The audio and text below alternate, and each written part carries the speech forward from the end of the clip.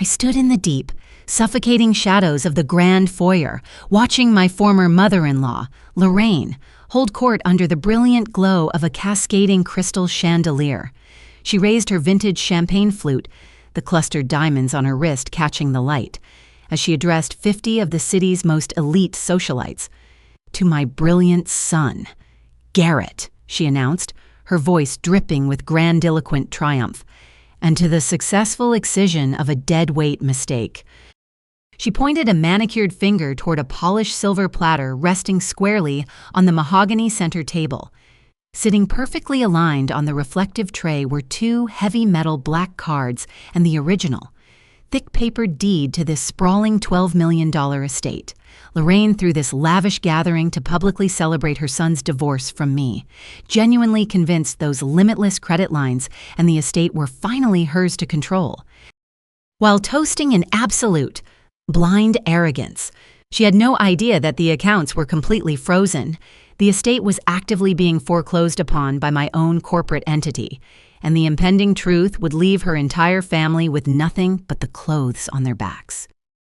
Have you ever remained perfectly silent while watching a narcissist celebrate a victory you already rigged to explode?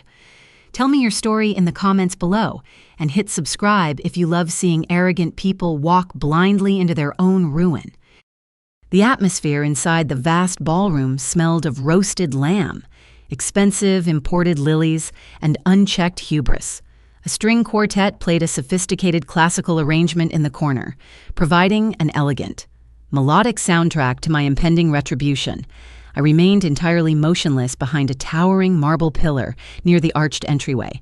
I wore a simple, dark trench coat, blending seamlessly into the architectural darkness. I did not shed a single tear. The naive woman who might have wept over a shattered marriage perished months ago.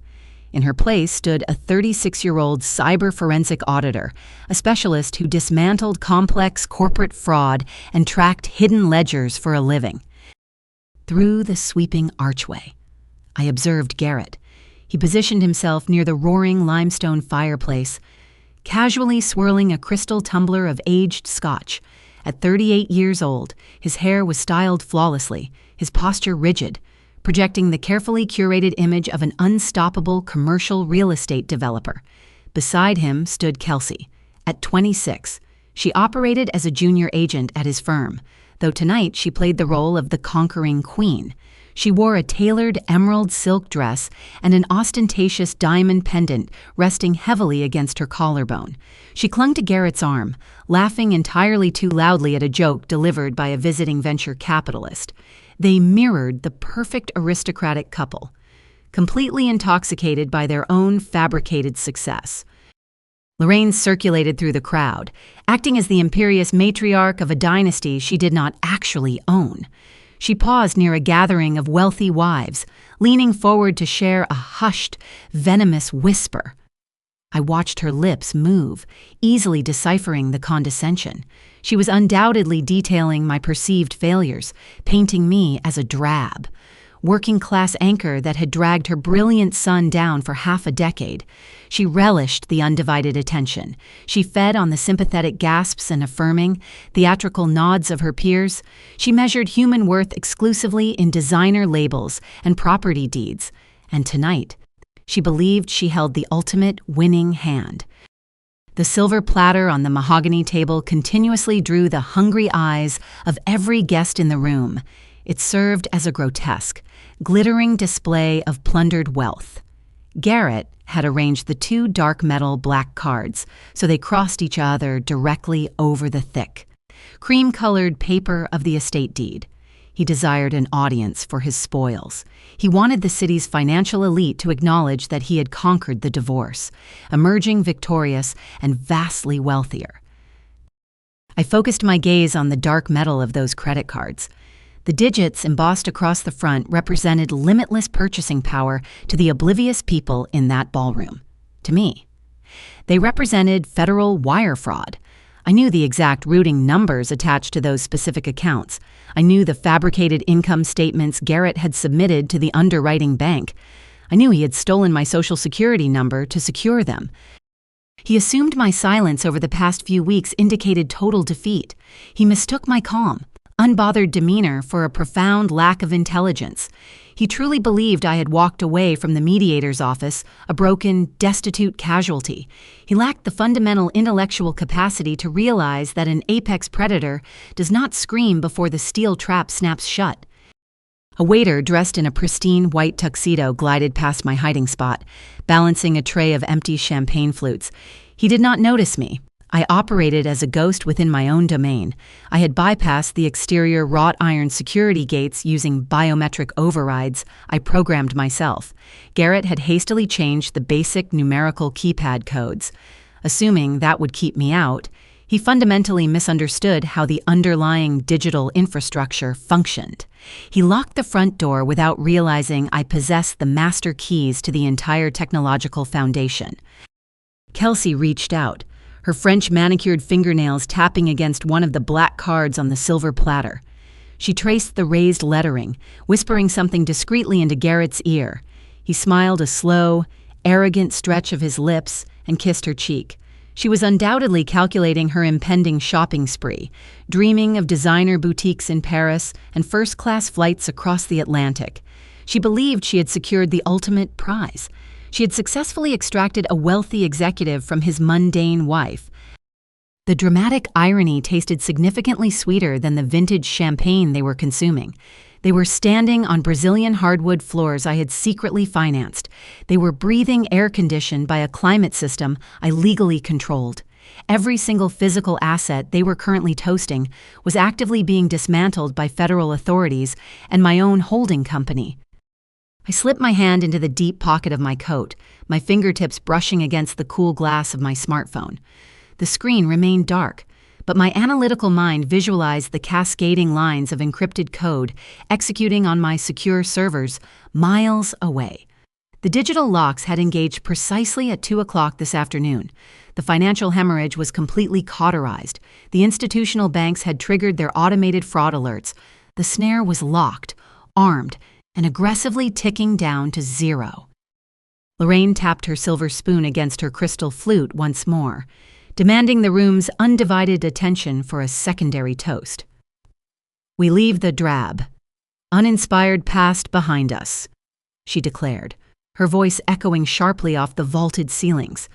"We look forward to a future of unprecedented growth, surrounded by people who truly comprehend the absolute value of our legacy. To Garrett and Kelsey..." The room erupted in a wave of polite, synchronized applause. Crystal glasses clinked in harmonious celebration. Laughter filled the cavernous space. I stood perfectly still, watching them bask in their shared delusion. It is a fascinating psychological phenomenon to observe intensely arrogant individuals. They construct labyrinthine fortresses out of pure deception, assuming the sheer audacity of their lies will shield them from any logical consequence. They fail to understand that a fortress built on stolen data is nothing but a fragile house of cards, waiting for a single, calculated gust of wind to level it completely. I did not interrupt the toast. I did not step out of the shadows to ruin their golden moment. I wanted them to reach the absolute zenith of their joy. I wanted them to feel entirely, untouchably invincible. The higher they climbed on their precarious ladder of deceit, the more devastating the kinetic impact would be when the rungs finally snapped beneath their designer shoes. My mind began to rewind, drifting backward through the years of silent endurance, tracing the exact sequence of events that brought us to this glittering, doomed celebration, to comprehend the sheer magnitude of the destruction I was about to unleash. One must first understand the foundation of the lie.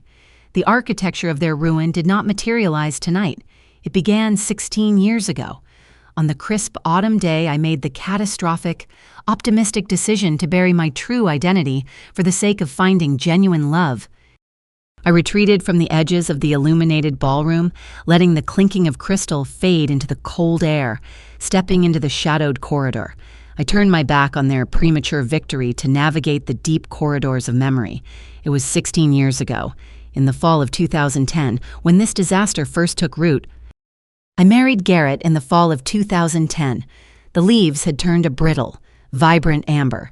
blanketing the city streets in a layer of frost and decay. I stood at the altar holding his hands, driven by a singular, unyielding desire. I wanted a partnership built entirely on character, not capital. I possessed a staggering fortune. I operated as the majority shareholder of a sprawling tech infrastructure and cybersecurity empire, commanding resources that dwarfed the net worth of everyone in Garrett's social circle combined. I buried that reality. I stripped away the designer labels, sold my luxury vehicles, and crafted a flawless fabrication.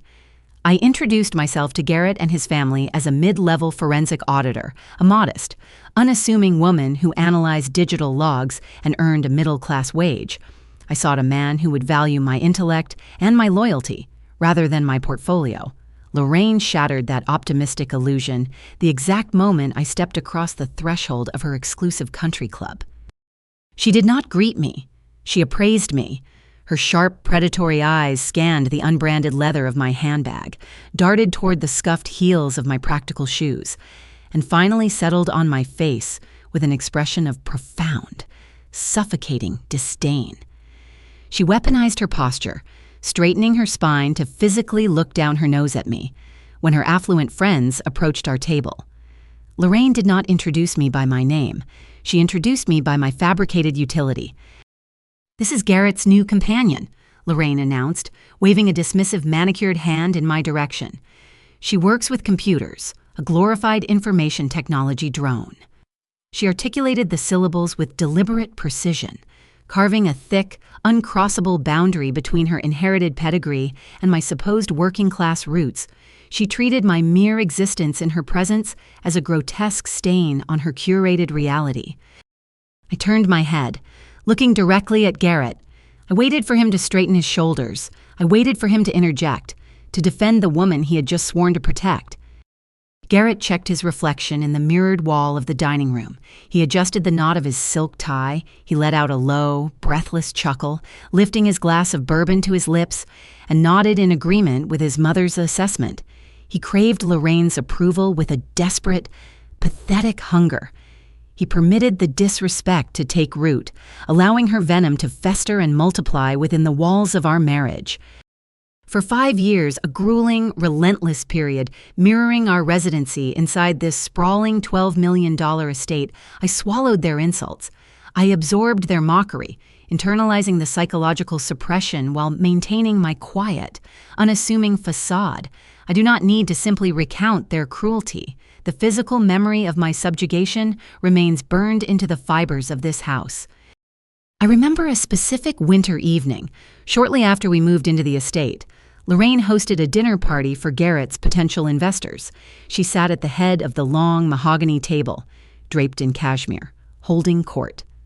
I sat silently near the kitchen door, playing the role of the obedient, invisible wife. Lorraine hooked her index finger around the delicate crystal stem of her goblet. She shifted her gaze down the length of the table, locking eyes with me. Her expression held absolutely zero remorse. She twisted her wrist. The dark, vintage Merlot cascaded over the rim. The liquid splashed violently onto the floor, bleeding a dark, jagged stain deep into the cream-colored Persian rug. "Such a clumsy placement," Lorraine remarked, setting the empty glass onto the polished wood. She did not apologize. She pointed a finger toward the floor. "Maria, be useful. Fetch a sponge before it sets into the fibers. We cannot have the house looking neglected." I pushed my chair back. I walked into the kitchen, retrieving a bucket of warm water and a coarse bristle brush. I returned to the dining room and dropped to my knees in front of her chair. I pressed the sponge into the soaked carpet. The cold moisture seeped through the fabric of my trousers, chilling my skin. I scrubbed the stain in silence while the wealthy guests resumed their conversations, speaking entirely over my head as if I were a piece of the furniture. Garrett leaned against the doorframe, watching me work. I paused my scrubbing, wiping a bead of sweat from my forehead. I attempted to bridge the chasm between us. I started to describe a massive breakthrough I had achieved that morning, a complex anomaly I had isolated within a corrupted data set. Garrett exhaled sharply. He tilted his head back, staring at the vaulted ceiling. He rolled his eyes with exaggerated, theatrical annoyance. "Please, Maria," he interrupted, waving his hand to silence me. Not the technical jargon tonight. It drains the energy from the room. Just focus on the carpet." He turned on his heel and walked back to his guests, leaving me kneeling in the damp mess of his mother's arrogance. They looked at me and saw a subservient, dull worker. They saw a woman lacking the ambition to challenge their dominance. They failed to grasp the catastrophic reality of my dual existence. While I knelt on their floors scrubbing wine stains, I simultaneously controlled the digital infrastructure that protected the nation's most sensitive financial institutions. I retreated to my modest home office, the only room in the estate Garrett refused to enter, and locked the heavy oak door. I powered up my encrypted terminals. I worked 60-hour weeks in absolute secrecy. I secured federal databases against international breaches. I deployed advanced tracing algorithms to hunt down global cyber threats. I commanded a sprawling network of executives and board members, dictating the movement of billions of dollars through secure, untraceable communication channels. I built firewalls. I analyzed structural weaknesses. I operated as an apex predator in a digital jungle. Yet I allowed my husband and his mother to treat me like a domestic servant. I handed them the illusion of absolute superiority, carefully studying their behavior, mapping their psychological flaws, and waiting for the inevitable moment their greed would outpace their caution. I maintained the facade with flawless, clinical discipline. I brewed their morning coffee. I fetched their dry cleaning. I listened to Garrett brag about his commercial real estate deals I knew were structured on fragile, toxic leverage. I allowed them to construct a towering monument to their own vanity, knowing that the higher they built their fraudulent kingdom, the more devastating the kinetic impact would be when I finally decided to shatter the foundation. The facade cracked, not through a dramatic confrontation or a carelessly left voicemail, but through a sequence of microscopic, mathematical anomalies. It started on a Tuesday evening in late autumn. Rain lashed against the towering windows of the estate. I sat alone at the sprawling granite kitchen island, examining our monthly joint banking statements. I ran my index finger down the printed columns, cross-referencing the expenditures against my mental ledger, my forensic instincts, honed by years of hunting international corporate fraud, flared to life. I noticed the capital bleeds. They were minor, designed to evade casual scrutiny. $300 extracted from a generic automated teller machine on a Thursday afternoon. $800 routed to a vague holding company. A recurring pattern of cash withdrawals draining away into an invisible reservoir.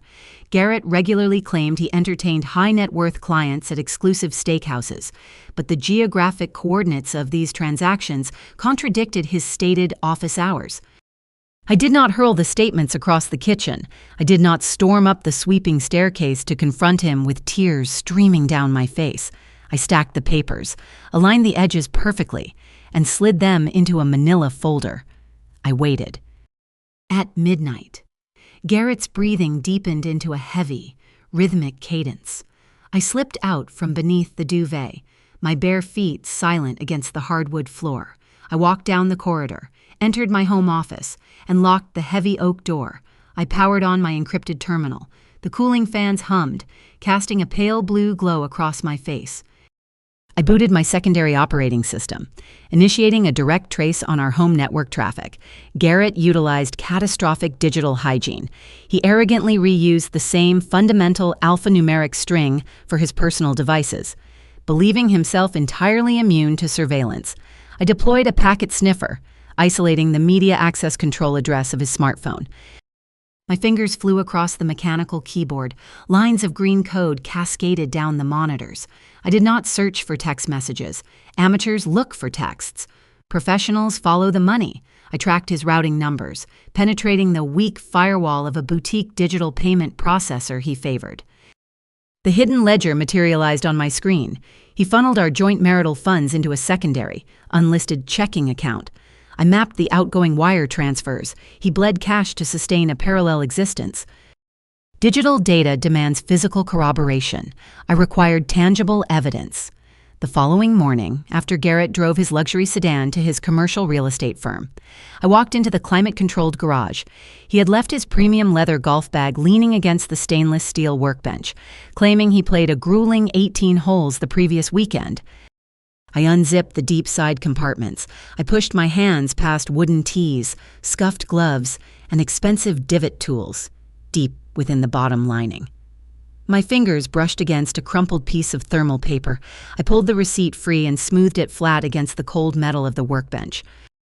The faded black ink displayed a transaction from an exclusive downtown jeweler. The total printed at the bottom read $15,000. The item description explicitly noted a custom cut, platinum set diamond pendant. I traced the date. He made the purchase 3 weeks ago. I did not possess a custom cut diamond pendant. I folded the receipt, slipped it into my pocket, and returned to my encrypted terminal. I needed a name. I bypassed the elementary security protocols of his real estate firm's server and extracted his corporate travel logs. I aligned the dates of his hidden bank withdrawals and the $15,000 jewelry purchase against his out-of-town client meetings. He frequently claimed he traveled for rigorous site inspections. I cross-referenced his flight itineraries and hotel bookings.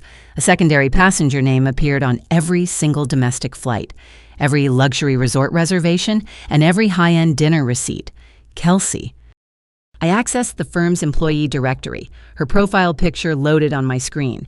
Kelsey operated as a 26-year-old junior real estate agent.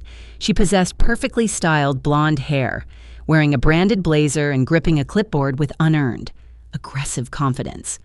Garrett was not conducting site inspections. He was funding a lavish affair with a subordinate, subsidizing his betrayal with the very capital I silently allowed him to manage. Data provides the narrative, but visual confirmation solidifies the execution. I needed to observe the subjects in their natural habitat. I queried the global positioning system, transponder I had discreetly installed in his vehicle's diagnostic port months prior. The signal pinned his luxury sedan at a high-end espresso bar 3 blocks from his commercial office. I pulled a dark trench coat over my shoulders, wrapped a thick scarf around my neck, and drove downtown. I parked 2 streets over and walked the remaining distance. The city sky hung low and gray, spitting a freezing drizzle onto the pavement. I did not enter the cafe. I took a seat on an iron bench outside a bakery directly across the street, shielded by a canvas awning. I raised my collar and looked through the expansive glass windows of the espresso bar. Garrett sat slouched in a plush velvet booth, sipping a macchiato. The bell above the cafe door chimed. Kelsey walked inside, shaking the rain from her umbrella. She did not order a drink. She marched directly to Garrett's booth and slid into the seat beside him. She pressed her shoulder flush against his chest, leaning back and tossing her hair while laughing at something he whispered in her ear. The harsh fluorescent lighting of the cafe caught a sharp, brilliant flash of light against her skin, resting heavily against her collarbone, suspended by a delicate platinum chain, was the custom-cut diamond pendant. The $15,000 receipt in my pocket suddenly possessed a face. Garrett reached out, running his thumb arrogantly over the glittering stones. Kelsey closed her eyes and kissed his palm. A naive woman would have sprinted across the wet asphalt. A broken wife would have shattered the glass door, hurled accusations, and screamed until her vocal cords ruptured. She would have wept into her hands, demanding explanations from a man utterly incapable of honesty. I did neither. I sat perfectly still on the iron bench. The crushing, suffocating weight in my chest, the agonizing sting of a 5-year marital betrayal evaporated in a single, definitive heartbeat. The emotional fog burned away instantly, leaving behind a glacial, absolute void. My heart rate steadied, my breathing slowed into a calculated, rhythmic cadence. I observed their body language, cataloging the specific, arrogant tilt of his head and the greedy, entitled glint in her eyes. I studied them the way a scientist observes a pathogen under a microscope. They believed they were brilliant. They believed they had successfully outmaneuvered an oblivious working-class drone. The transition completed itself right there on the rain-slicked street. The compliant, submissive spouse perished entirely. The cyber forensic auditor resurrected. I was no longer a victim trapped in a failing marriage. I was a lead investigator actively gathering irrefutable data for a federal execution. I stood up from the bench, turned my back on the cafe, and walked away. I had an audit to finish. I prepared dinner that Friday evening, playing my role with absolute mechanical precision. I seared Atlantic salmon, steamed asparagus, and poured a measured pour of chilled white wine into his crystal goblet. I arranged the heavy ceramic plates onto the polished marble dining table, moving with the quiet obedience he demanded. Garrett arrived home exactly 45 minutes late. He carried his leather briefcase and the faint, unmistakable scent of Kelsey's signature floral perfume clinging to his wool lapels. He did not apologize for his tardiness. He loosened his silk tie, took his seat at the head of the table, and lifted his glass. He did not ask about my day. He ate in complete silence, his silver fork scraping methodically against the ceramic. He evaluated the room, orchestrating his next maneuver, building the internal momentum to deploy his offensive. I chewed my food, matching his rhythm, waiting for him to play his hand. He pushed his half-empty plate aside. He reached into his briefcase and extracted a thick, premium-bound folder. He slid it across the marble surface. It stopped mere inches from my water glass. The gold-embossed seal of a high-priced downtown legal firm glared under the dining room chandelier. "We need to restructure our financial architecture," Garrett announced. He steepled his fingers, resting his elbows on the table, leaning forward to physically dominate the space between us. "My commercial real estate developments are expanding at an unprecedented velocity. The acquisitions I am closing this quarter are becoming far too massive and complex for standard marital commingling. We are dealing with massive capital exposure." I looked down at the thick stack of premium paper. The header stamped across the top page read, "Post-nuptial Asset Severance Agreement." "What exactly does this mean, Garrett?" I asked. I modulated my tone, injecting just enough soft, naive confusion into my voice to feed his ravenous ego. He let out a patronizing sigh, the specific, heavy exhale reserved for explaining basic arithmetic to an inattentive child. "It means I need to protect you, Maria. Corporate real estate carries immense institutional risk. If a multi-million-dollar development implodes, the commercial banks possess the authority to liquidate everything tied to my name. I cannot allow your meager savings or your modest retirement accounts to become collateral damage. We need to isolate your assets. We must build a definitive firewall around your financial future to shield you from my corporate liability." He weaponized the concept of protection. He draped his raw greed in the deceptive guise of marital chivalry. He expected me to swoon with gratitude, entirely blind to the executioner's axe he just placed on the table. I opened the folder. I did not skim the pages. I audited them. My eyes tracked down the margins, processing the dense, convoluted legalese with the exact clinical efficiency I applied to corrupted database logs. His attorneys had constructed a ruthless, unilateral labyrinth designed to strip me down to the bone. Clause 4 dictated a total waiver of alimony or spousal support, explicitly voiding any claim regardless of the marital dissolution's underlying cause. Clause 7 explicitly stripped me of any claim to the primary residence this sprawling estate, granting him sole, uncontested ownership in perpetuity.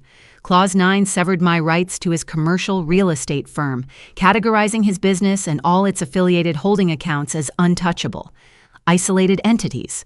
Finally, Clause 11 explicitly assigned all corporate and property-related debt solely to his ledger, ensuring the liabilities followed the assets.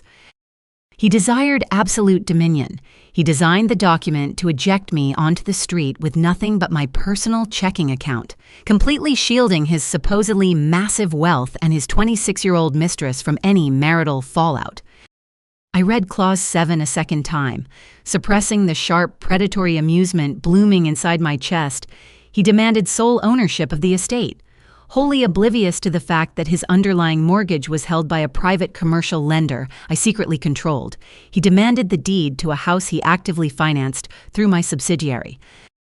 I turned the page, the crisp paper rustling in the quiet dining room.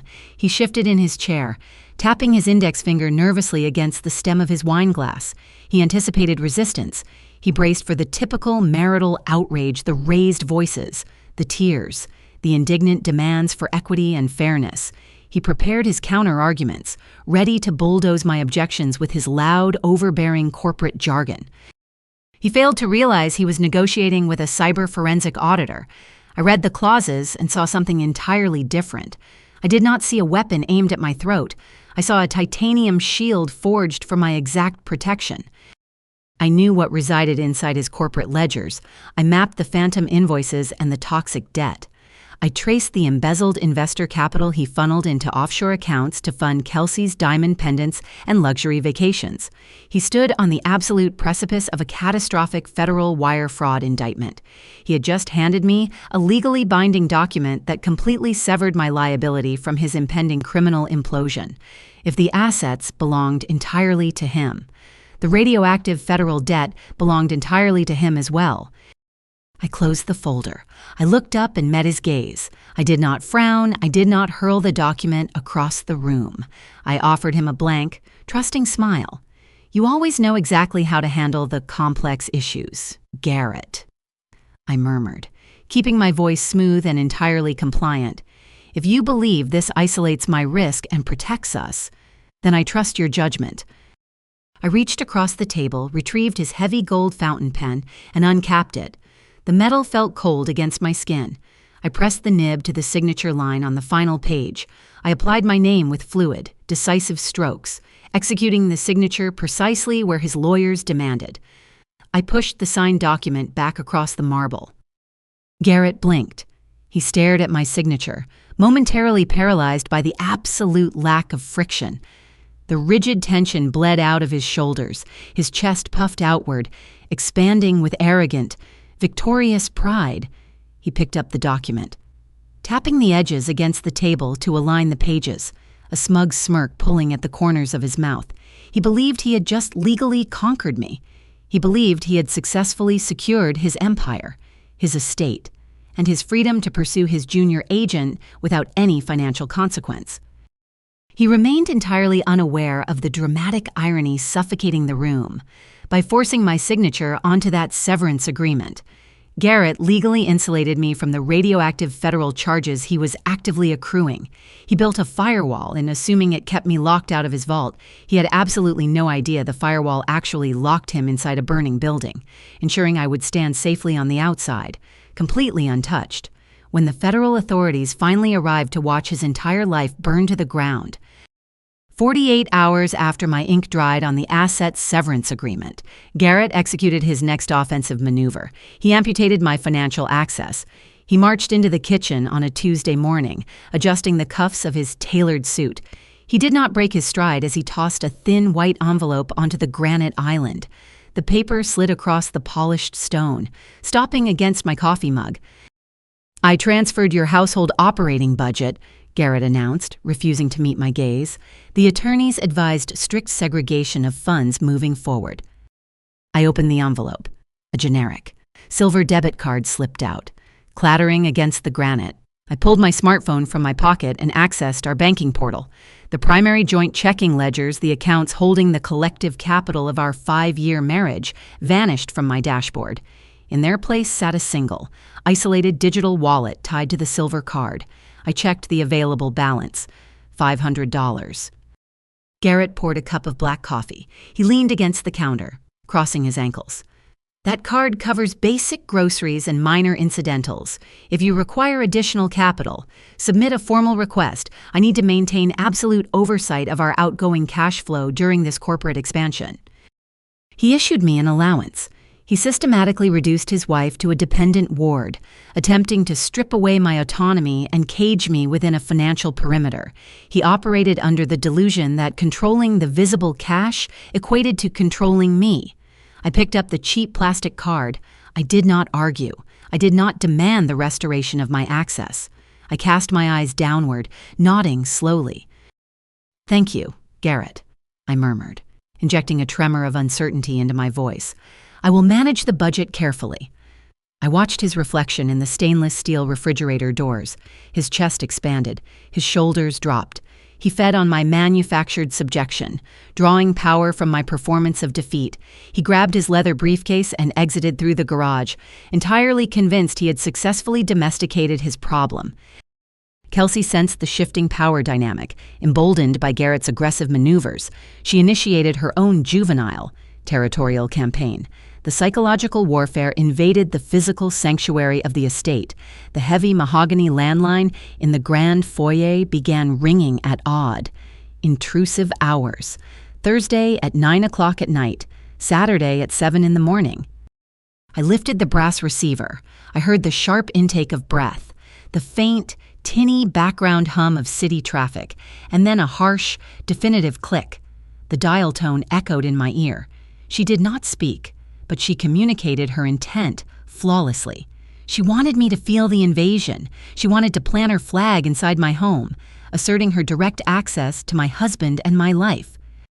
A standard spouse might unplug the receiver, hurl the phone against the wall, or confront her husband with frantic, tearful accusations. I did neither. I routed the estate's telecommunication infrastructure through my encrypted server. I traced the incoming digital pings, mapping the cellular towers directly to a mobile device registered under Kelsey's name. When the landline rang during Sunday brunch, I executed my strategy. I stood near the dining table, holding a crystal water pitcher. The shrill ring cut through the quiet room. I allowed my hands to shake. I loosened my grip, letting the heavy crystal slip through my fingers. The pitcher shattered against the Brazilian hardwood floor, sending water and jagged shards exploding across the room. I gasped, dropping to my knees. I clutched my chest, manifesting the exact physical symptoms of a woman unraveling under the crushing weight of an invisible threat. Garrett sat at the table. He glanced at his buzzing smartwatch, confirming Kelsey's timing. He looked down at me kneeling in the water and broken glass. He did not offer his hand. He hid a subtle, cruel smirk behind his coffee cup.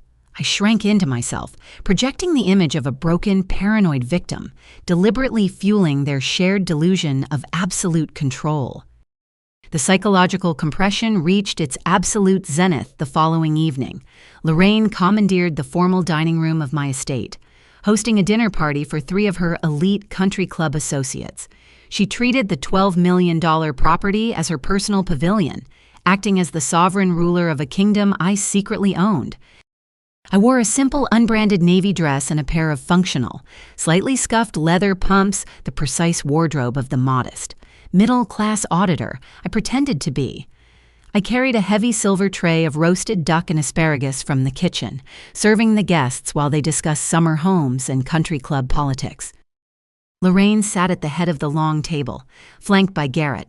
As I extended the silver tray toward her plate, she ignored the food. She dropped her gaze to the floor, staring intently at my worn shoes. Lorraine scoffed. The sharp, abrasive sound cut through the polite dinner conversation like a scalpel. She raised her vintage wine glass, pointing the crystal stem directly at my feet. "Look at those scuffs," Lorraine announced, ensuring her voice carried across the expansive room. "The leather is practically peeling off the heel." The guests halted their conversations. The clinking of silverware ceased. They turned their heads, fixing their collective stares on my shoes. The silence hung thick, heavy, and suffocating. Lorraine shifted her attention to Garrett.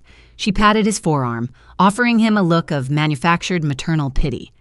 "You are closing multi-million-dollar commercial developments. Garrett, you operate in the upper echelons of this city. You cannot have your companion walking around looking like she just finished a shift at a local factory. It reflects horribly on your brand." She paused, taking a slow sip of her wine. She set the glass down and delivered the final blow. "It is time you upgrade your standard of living." She delivered the insult with surgical malice. She equated me to a defective, outdated appliance, urging her son to discard me for a newer, shinier model. She essentially blessed his affair in front of a live audience, stripping away my humanity in my own dining room. Garrett swirled the dark liquid in his glass. He did not flinch. He did not defend the woman serving his guests. He let out a low, agreeable hum, nodding slowly. "You make a valid point, Mother," Garrett replied, his voice devoid of any warmth. "Expansion requires a total recalibration of assets." I stood frozen in the center of the room, holding the heavy silver tray. I felt the collective weight of their elitist disdain pressing down on my shoulders. I lowered my chin. Breaking eye contact with the table, I allowed my shoulders to slump, projecting total, irreversible defeat. I let them see a woman stripped of her dignity, crushed completely beneath the heel of their aristocratic cruelty. I backed away from the table, I pushed through the swinging doors and retreated into the kitchen. I set the heavy silver tray onto the granite counter. The swinging doors settled into place, sealing out the muffled sounds of their resumed laughter. They believed they had broken me. They believed they had successfully erased my agency, reducing me to a silent, tragic spectator awaiting my inevitable disposal. Garrett locked my accounts. Kelsey invaded my sanctuary. Lorraine openly lobbied for my replacement. They swung their hammers, striking the anvil repeatedly, wholly unaware of the metallurgical reaction occurring just beneath the surface. They did not break the steel. They compressed the spring. Every insult, every declined transaction, every silent phone call wound the coil tighter. They backed an apex predator into a corner. Assuming she lacked claws, they demanded subjection. I gave them a flawless, award-winning performance of surrender, lowering their defenses to absolute zero. The psychological pressure hit its maximum threshold, locking the final mechanism into place. The time for silent endurance expired. The time for the forensic execution had arrived. At 7 o'clock in the morning, I operate as a domestic phantom. I stand barefoot against the freezing granite tiles of the kitchen. I grind the imported coffee beans, measure the boiling water, and pour the dark liquid into a pristine porcelain mug. I carry the steaming cup up the sweeping staircase, pushing the heavy bedroom door open with my shoulder. I hand the coffee to Garrett. He stands before the full-length mirror, adjusting the Windsor knot of his silk tie. He snatches the mug from my hands without offering a glance or a single syllable of gratitude. I lower my chin, slump my shoulders, and retreat into the hallway. I embody the hollow, obedient wife, crushed entirely by his aggressive financial starvation and his mother's relentless mockery. At 2 o'clock in the morning, the polarity reverses. The estate breathes in deep, rhythmic silence. Moonlight filters through the plantation shutters, casting long, geometric shadows across the hardwood floor. Garrett sleeps heavily on his side of the California King mattress, sedated by his own suffocating arrogance. I slide out from beneath the heavy duvet. I do not make a single sound. I walk down the dark corridor toward the isolated northern wing of the house. I stop in front of the solid oak door. To Garrett, this room represents a mundane storage space for my boring auditing files. He never attempts to turn the brass knob. I reach beneath the decorative wooden molding along the door frame and press my right thumb against a hidden biometric scanner. A microscopic laser reads my print. The heavy steel deadbolts embedded inside the door frame disengage with a sharp, satisfying click. I step inside and lock the door behind me. The ambient temperature plummets, regulated by a dedicated industrial cooling unit. The room houses my ghost servers, a towering, encrypted rack of processing power I built manually. I sit in the ergonomic leather chair. I wake the monitors. The harsh, pale blue light illuminates my face. The submissive spouse who brewed coffee 19 hours prior vanishes. The apex predator takes the helm. I launch my custom penetration software. Garrett operates a commercial real estate firm boasting dozens of massive urban developments. He undoubtedly pays a mediocre corporate information technology team a premium salary to secure his network. He trusts off-the-shelf firewalls and standard industry encryption. I bypass his perimeter in exactly 4 minutes.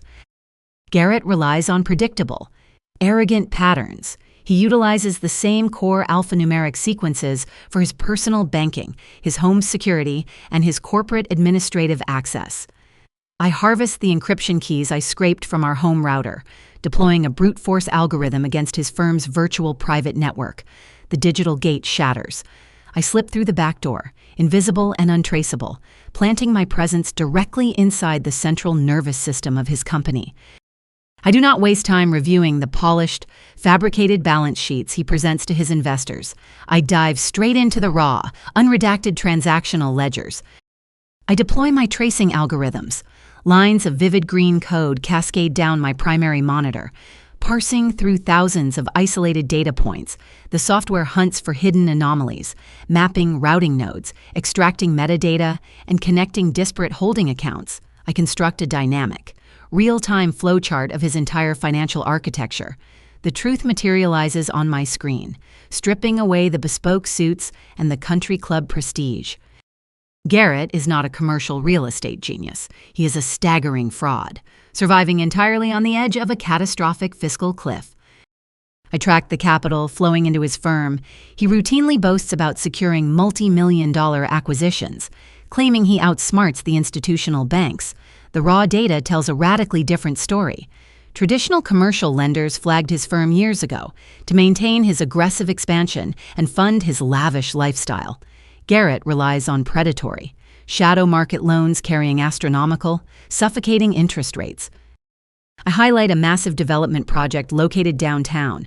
The algorithm exposes the underlying financial structure. He cross-collateralizes every single property, using borrowed capital from one toxic loan to pay the interest on another. He operates a sprawling, high-stakes Ponzi scheme constructed out of concrete and steel. He is actively bleeding cash. The operational liquidity of his firm hovers near absolute zero. I cross-reference the date of his post-nuptial ambush against his corporate debt maturity schedules. The puzzle pieces lock into place with devastating mathematical clarity. 3 massive balloon payments on his toxic loans are scheduled to detonate in less than 60 days. When those loans default, the predatory lenders possess the legal authority to seize his assets, liquidate his firm, and obliterate his reputation. He forced me to sign that asset severance agreement because he felt the flames licking at his heels. He deliberately isolated my financial standing, claiming he wanted to protect my meager savings from his massive corporate success. In reality, he attempted to hoard the remaining marital assets, the estate, the vehicles, the high-limit credit lines securing them firmly under his name before the commercial banks froze his corporate accounts. He plans to extract whatever capital he can salvage, abandon the collapsing firm, and vanish with Kelsey, leaving me locked outside with a frozen debit card and $500. I lean back in my chair, staring at the glowing monitors. A cold, chilling smile stretches across my face. He constructed a labyrinth of debt, assuming he could navigate the exit while leaving me trapped inside the maze as collateral damage. He failed to comprehend that I possess the satellite imagery of the entire map, by legally assigning all the assets to his name through that postnuptial agreement. He also chained himself entirely to the radioactive liabilities. He is drowning in a toxic ocean of his own making. He desperately needs a massive influx of untraceable capital to survive the impending defaults and fund his escape. I watch the cursor blink on the screen, my mind calculating his next inevitable move. He will need to steal. He will need to funnel money outward, away from the collapsing corporate structure, and he will need an accomplice to catch the funds on the other side. I close the primary corporate ledgers and initiate a secondary trace, turning my algorithms toward his personal offshore holding accounts. I lean closer to the monitor, the blue light reflecting in my eyes. I have successfully mapped his debt. Now, I will meticulously track his theft. The ambient temperature inside my secure server room hovers near freezing, but the heat of the chase radiates through my veins. The initial audit exposed Garrett's catastrophic debt. Now, my penetration algorithms dive deeper, tracing the outbound wire transfers to hunt down the missing capital. I need to understand how a man drowning in toxic leverage finances $15,000 diamond pendants. I bypass the localized network and cast a wider digital net. I target the outbound wire transfers originating from his primary corporate operating accounts. My fingers strike the mechanical keyboard, establishing a rhythm, a steady, percussive cadence slicing through the dead silence of the estate. The money does not remain within domestic borders. I track a massive transfer executing on a Thursday afternoon. The capital exits his commercial bank, routes through a clearinghouse in Delaware, and plunges into a labyrinth of Caribbean banking networks. I deploy a decryption key I engineered specifically for penetrating international tax havens. The code tears away the corporate obfuscation. A shell company materializes on my monitor, Apex Horizon Holdings. I open a secondary terminal window. I breach the accounts payable database housed on Garrett's corporate servers. I cross-reference Apex Horizon Holdings against his vendor ledgers. The screen populates with dozens of identical, sterile digital documents. I click the top file, expanding the portable document format image across my monitor. It displays an invoice for $475,000. The line items specify industrial-grade concrete and reinforced steel beams, allegedly designated for a massive commercial tower development situated in the downtown financial district. I stare at the invoice, my mind processing the geographic coordinates of that specific property. The city zoning board halted construction on that site 8 months ago due to severe foundational permit violations. The lot sits entirely empty, surrounded by a chain-link fence. There is no concrete pouring into the ground. There are no steel beams rising into the skyline. They are generating phantom invoices. Garrett bills his own firm for synthetic construction materials, authorizes the payment from the capital provided by his remaining investors, and siphons the cash directly into the offshore shell company. He operates a blatant, highly illegal embezzlement ring, systematically bleeding his own dying business to extract untraceable wealth. I scroll to the bottom of the digital invoice. The document requires a secondary authorization signature to release funds exceeding $100,000. A digital stamp validates the exorbitant payout. The name attached to the approval code burns white against the dark screen: Kelsey. She does not merely operate as a junior real estate agent. She does not just fetch coffee, schedule showings, and parade around espresso bars wearing diamonds paid for by her boss. She actively submits the fraudulent billing, authenticates the massive transfers, and funnels the investor capital directly into the Caribbean holding company. She functions as a willing, aggressive accomplice in a staggering federal wire fraud conspiracy. I pull up the entire ledger of invoices tied to her digital signature: $320,000 for phantom architectural glass, $290,000 for non-existent grading services. The theft scales into the millions. They treat the investor capital as a limitless personal treasury. I follow the money downstream. I shift my focus to the outbound transfers originating from Apex Horizon Holdings. The funds wash through the offshore shell company and empty into an unlisted, private wealth management account. I crack the perimeter of the secondary account and map the expenditures. The digital paper trail perfectly aligns with their clandestine reality. I match a $50,000 withdrawal to a week-long reservation at an exclusive 5-star resort in Milan, a trip Garrett previously disguised as a grueling European investor summit. I link a $25,000 wire transfer to a private chartered flight to the Caribbean. I match the exact date of a $15,000 debit to the crumpled jewelry receipt I extracted from his golf bag. They siphon hard. Institutional capital to subsidize their exorbitant infidelity. They steal from investors to fund designer wardrobes, luxury vacations, and platinum jewelry, constructing an aristocratic fantasy on a foundation of federal felonies. The final shreds of marital grief evaporate. The emotional betrayal I suffered, the gaslighting, the cold dinners, the silent humiliations recedes entirely, replaced by absolute, clinical detachment. I do not view them as a cheating husband and a home-wrecking mistress. I view them as active federal suspects. They handed me a loaded weapon. I merely need to pull the trigger. I open a highly encrypted, segregated directory on my Ghost server. I name the master file Execution. I extract the raw data. I pull the metadata embedded within every single fraudulent invoice, capturing the exact digital fingerprints left on the documents. I harvest the Internet Protocol logs, recording the specific geographic coordinates of the devices utilized to authorize the phantom payments. The logs prove conclusively that Kelsey authorized multi-million-dollar transfers from her personal smartphone while sitting inside Garrett's primary residence, long after standard office hours. I secure the digital timestamps. Connecting the offshore wire transfers directly to the luxury purchases. I download the complete, unredacted transaction history of the Cayman Islands Shell Company. Every keystroke binds another chain around their wrists. I compile the evidence without an ounce of hesitation. I organize the files into meticulous, irrefutable subfolders: wire fraud, grand larceny, conspiracy, and money laundering. I structure the data the way a seasoned prosecutor prepares for a grand jury trial. I do not rely on hearsay or circumstantial suspicions. I possess the exact routing numbers, the forged digital signatures, and the undeniable proof of the stolen millions. The digital explosive device takes shape on my screen.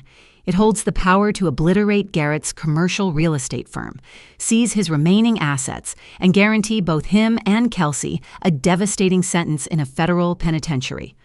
I lean back in my ergonomic chair. I look at the clock glowing in the corner of the monitor. 3 o'clock in the morning. Down the hallway, Garrett sleeps deeply. He likely dreams of his impending divorce, envisioning a future where he legally abandons the working-class IT drone to bask in his stolen wealth with his young accomplice. He relies entirely on my manufactured subjection.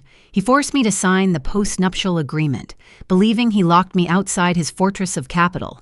He failed to realize he merely locked himself inside a federal prison cell. I initiate a localized backup sequence. A heavy, encrypted hard drive hums to life on my desk. The server transfers a redundant copy of the master dossier onto the physical device. I watch the progress bar fill the screen, a steady, relentless march toward 100%. The drive finishes its cycle. I unplug the hardware, holding the cold metal rectangle in the palm of my hand. I possess the ammunition. I map the debt, trace the theft, and compiled the evidence. The trap is perfectly armed. Now, I must maneuver the targets onto the triggering mechanism. I stand up from the desk, slip the encrypted hard drive into a secured drawer, and walk back into the dark hallway, ready to orchestrate the final collapse of his fraudulent empire. The sprawling $12 million estate functions as the ultimate physical monument to Garrett's fabricated supremacy.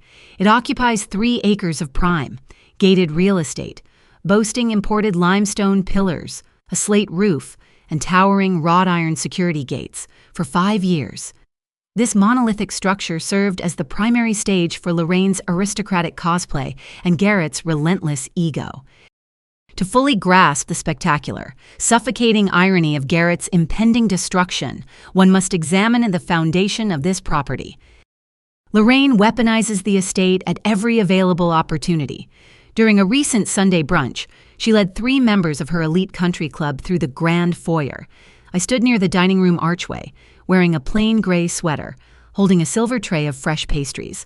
I played my designated role, remaining entirely invisible while she conducted her architectural tour. Lorraine dragged her manicured fingertips along the polished Brazilian hardwood banister. She gestured toward the vaulted 40-foot ceilings and the cascading crystal chandelier. Garrett secured this masterpiece through pure, unmatched commercial brilliance, Lorraine boasted, her voice echoing off the marble floors. He identified the true value of the acreage before the developers even broke ground. He negotiated a $12 million acquisition without breaking a sweat. It requires a specific, predatory intellect to dominate the real estate market at his level. Garrett stood near the limestone fireplace, swirling a mimosa. He tilted his chin upward, inhaling the praise like oxygen. He offered a modest, self-satisfied shrug. The traditional markets move too slowly, Garrett added, delivering his rehearsed corporate dialogue. I leverage aggressive capital to bypass the bureaucracy. When you operate at my volume, you dictate the terms. I lowered my eyes, gripping the edges of the silver tray. I bit the inside of my cheek to suppress a sharp, violent laugh. I listened to them weave a tapestry of absolute delusion, fully aware of the toxic, humiliating reality buried deep inside his financial ledgers. Garrett did not bypass the bureaucracy because he possessed superior intellect. He bypassed the traditional banking sector because 3 separate national financial institutions rejected his mortgage applications. When Garrett initiated the purchase of this estate 5 years ago, he submitted his commercial real estate portfolio to the underwriters. The bank algorithm stripped away his bespoke suits and his country club memberships. The risk assessment models identified the colossal, toxic leverage crushing his firm. They flagged his debt-to-income ratio. They recognized the phantom equity. The institutional lenders slammed their vault doors shut, refusing to underwrite a $12 million residential loan for a man drowning in commercial debt. Garrett panicked. He had already promised Lorraine the limestone mansion. He had already bragged to his industry rivals about the impending acquisition. Retracting the offer meant exposing his financial fragility. Desperate for liquidity, he abandoned the traditional lenders. He ventured into the shadow market. Seeking private, unregulated capital, he submitted an application to Obsidian Peak Financial, a massive independent equity holding firm known for underwriting high-risk, uncollateralized jumbo loans. Obsidian Peak Financial approved the $12 million mortgage. However, they capitalized on his glaring desperation. They attached an exorbitant predatory interest rate of 14%, compounded monthly. They locked him into a rigid, unforgiving amortization schedule, demanding aggressive balloon payments. Garrett signed the contract blindly. He accepted the financial strangulation just to secure the physical deed and maintain his aristocratic facade. He assumed he could outrun the interest rate through future commercial acquisitions. He failed to realize exactly who held the leash. I set the silver tray onto the dining table, turned my back on Lorraine's brunch, and walked down the corridor to my secure home office. I locked the oak door, engaged the deadbolts, and activated my encrypted terminal. I did not need to hack into Garrett's accounts to view the mortgage documents. I possessed direct, administrative access to the originating lender. I logged into my primary corporate dashboard. I bypassed the standard security protocols. Utilizing a retinal scan and an alphanumeric master key, the organizational chart of my tech infrastructure and cybersecurity empire populated the massive curved monitor. My umbrella corporation controls dozens of specialized, compartmentalized subsidiaries. We acquire data centers, develop military-grade encryption software, and finance independent capital groups to diversify our corporate holdings. I clicked a specific node on the digital flowchart. The branch expanded, revealing a Tier 3 financial subsidiary. The name on the screen read, Obsidian Peak Financial. I own the holding firm. I navigated the private lender's database. I typed Garrett's social security number into the debtor registry. The $12 million mortgage materialized instantly. I opened the repayment ledger. The digital columns displayed 5 years of unbroken, desperate transactions. Every single month, Garrett authorized a staggering wire transfer from his bleeding commercial accounts. He paid $85,000 to cover the principal and the predatory 14% interest rate. The capital exited his bank, routed through the shadow lender, and funneled directly into my corporate treasury. The dramatic irony burned white-hot across the screen. Every time Lorraine mocked my worn shoes, her son deposited $85,000 into my empire.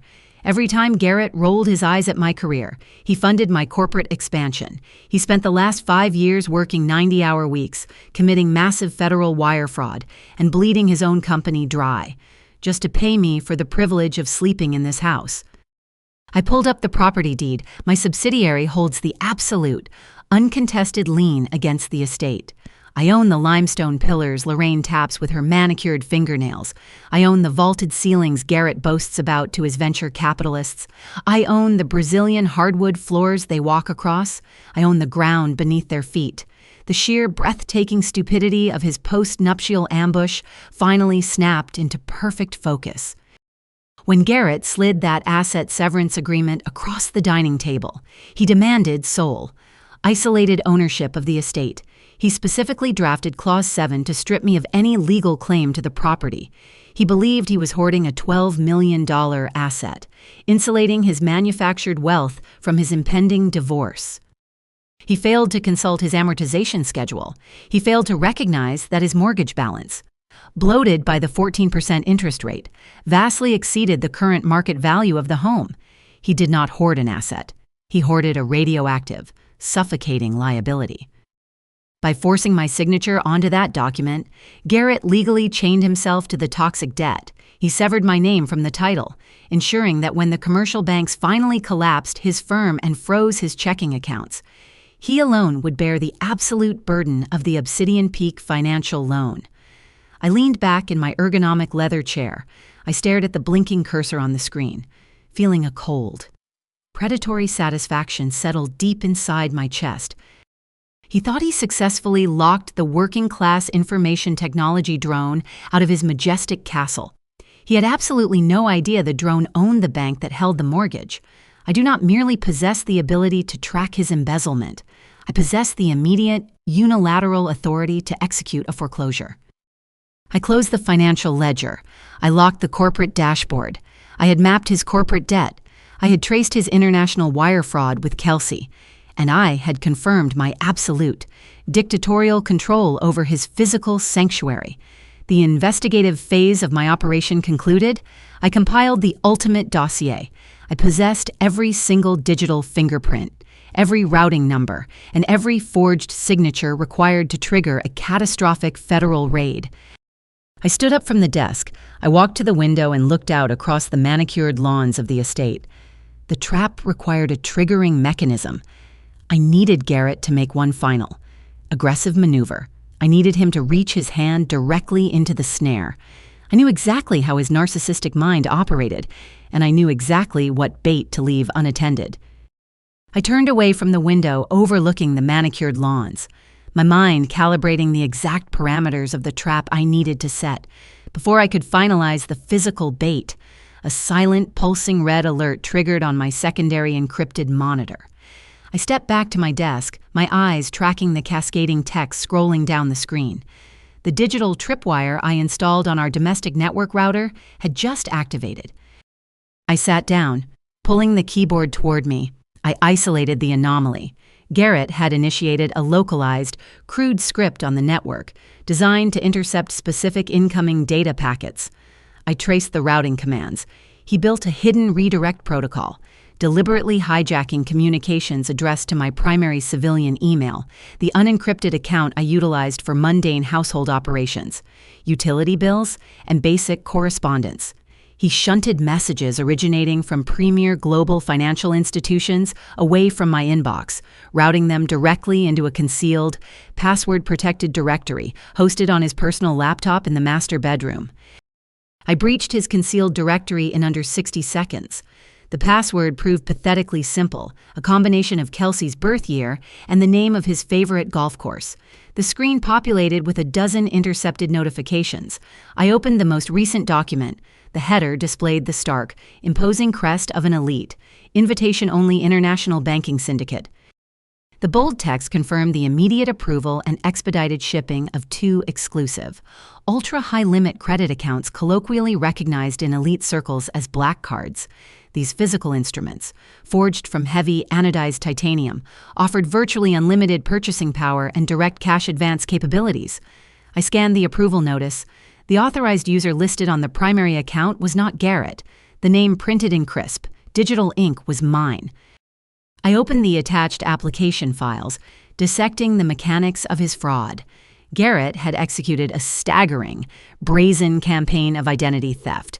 He scavenged my social security number, my birth certificate, and my foundational identifying documents from a locked filing cabinet in our basement. For 5 years, I maintained a flawless, immaculate credit history, purposefully keeping my visible debt at absolute zero to support my working-class facade. I cultivated a credit score of 840, projecting pristine financial responsibility. Garrett weaponized my discipline. He submitted my flawless financial profile to the underwriting algorithms, presenting me to the banking syndicate as an ultra-prime borrower. He forged my digital signature across 12 pages of binding financial contracts. I extracted the metadata embedded within the electronic signature blocks. The timestamp read, Tuesday evening, precisely the hour I stood in the kitchen, searing Atlantic salmon for his dinner. I pulled the internet protocol logs from the application data. The transmission did not originate from a secure corporate office. The network registry matched the media access control address of his specific smartphone, connected directly to our home wireless network. The digital paper trail bound the federal wire fraud directly to his fingertips. He could not blame a rogue hacker. He could not claim ignorance. I captured the raw session tokens, locking the irrefutable evidence deep into my secure ghost servers. The black cards served as mere instruments for extraction. I opened the final intercepted document, uncovering the crown jewel of his criminal exit strategy. He had submitted a fraudulent application for a massive second mortgage against the estate. He deliberately circumvented my holding company, the primary lien holder he mistakenly believed was a faceless corporate entity, by exploiting a shadow lender operating entirely outside traditional regulatory oversight. He leveraged my stolen identity and fabricated property appraisals to extract liquid equity from a $12 million property he did not legally own. He intended to pull $2.5 million in raw cash from the brick and mortar, wiring it straight into a newly established escrow account bearing my forged signature. I sat back in my ergonomic chair, piecing together the chronological execution of his plot. The architecture of his escape route materialized on my monitors with absolute clarity. Step 1. Secure the titanium black cards and the fraudulent second mortgage using his wife's unblemished credit profile. Step 2. Drain the newly established credit lines via maximum cash advances, pooling the liquidity with the extracted mortgage capital. Step 3. Funnel the stolen millions through the Cayman Islands shell company controlled by Kelsey, washing the capital entirely clean. Step 4. Finalize the divorce and vanish. He planned to disappear, leaving me holding the radioactive fallout. When the shadow lenders and the elite credit syndicates realized the accounts were empty, they would initiate catastrophic recovery protocols, they would freeze my civilian checking accounts, they would garnish my wages, they would launch aggressive civil litigation, plunging me into insurmountable, crippling bankruptcy. Garrett believed he had engineered the perfect victimless crime. He assumed the quiet, working-class information technology drone lacked the capital, the legal representation, and the intellect to fight an international financial syndicate. He intended to watch me drown in federal debt from the deck of a chartered yacht in the Mediterranean, clinking champagne flutes with his 26-year-old mistress. A cold, razor-sharp smile stretched across my face. The sheer audacity of his greed effectively sealed his coffin. By stealing my identity and forging my signature on federally regulated financial documents, he escalated his crimes from standard corporate embezzlement to aggravated identity theft and massive bank fraud. I did not delete the approval notifications. I allowed the emails to sit unread in his concealed folder. I wanted him to receive those heavy metal black cards in the mail. I wanted him to hold them in his hands, feeling the intoxicating weight of his false victory. I secured the master dossier, every internet protocol log, every forged signature, and every routing number sat safely inside my encrypted network, duplicated across 3 redundant offshore servers. I locked the digital paper trail, ensuring no panicked deletion or hardware destruction could erase his crimes. The evidence proved airtight, lethal, and entirely ready for deployment. However, a trap requires bait. If I simply handed the digital dossier to my brother Caleb at the federal prosecutor's office, Garrett might attempt to negotiate a plea bargain. He might manipulate the narrative, hiring high-priced defense attorneys to claim temporary insanity, marital coercion, or corporate sabotage. He would drag the litigation out for years, draining resources and stalling justice. I required a scenario where his guilt was absolute. I needed him caught holding the active detonator, executing a crime in real time, stripping away his ability to spin a fabricated story.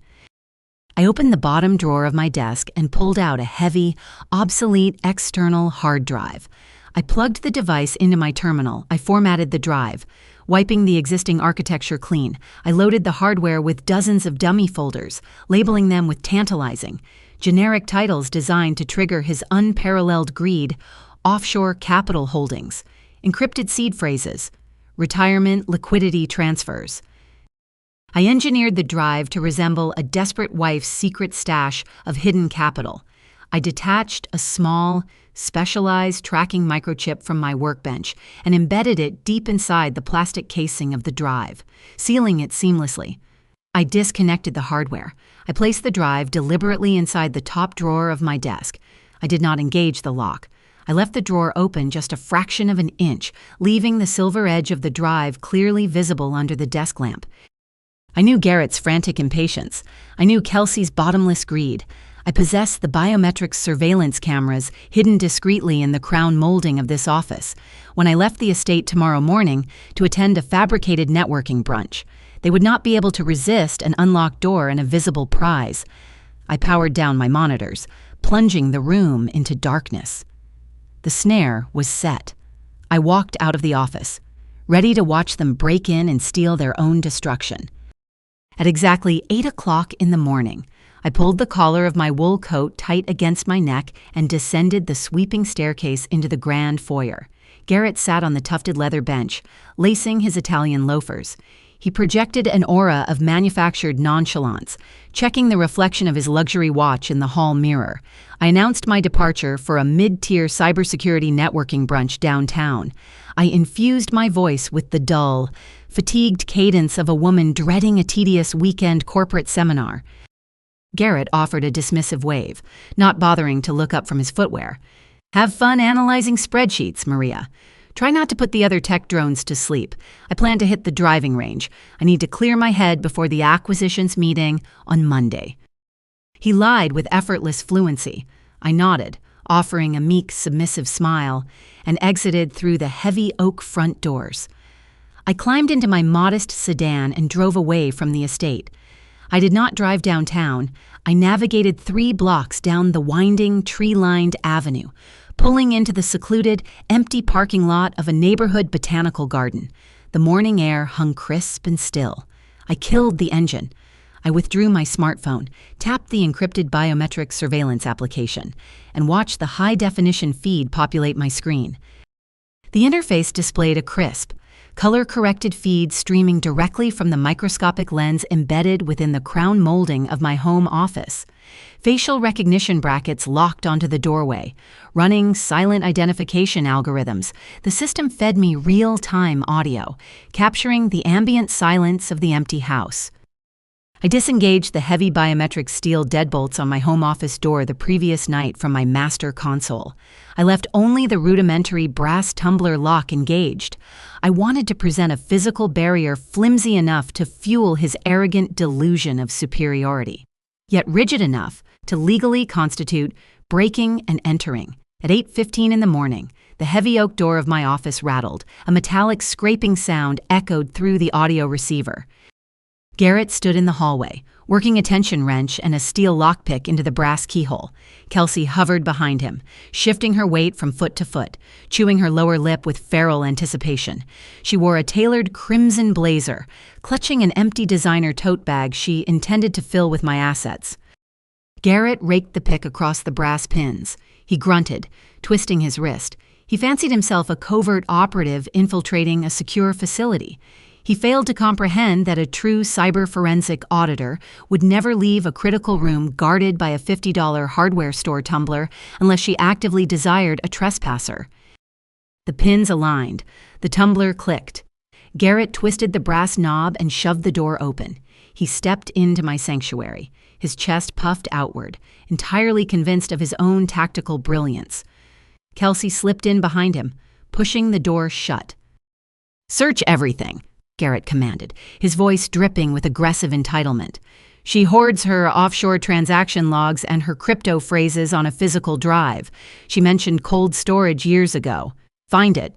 We wipe her out today." I sat in my cold sedan, watching them desecrate my workspace.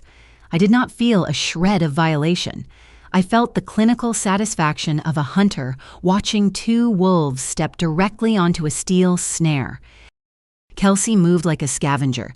She tore through the filing cabinets, ripping manila folders from their metal tracks and discarding them onto the Persian rug.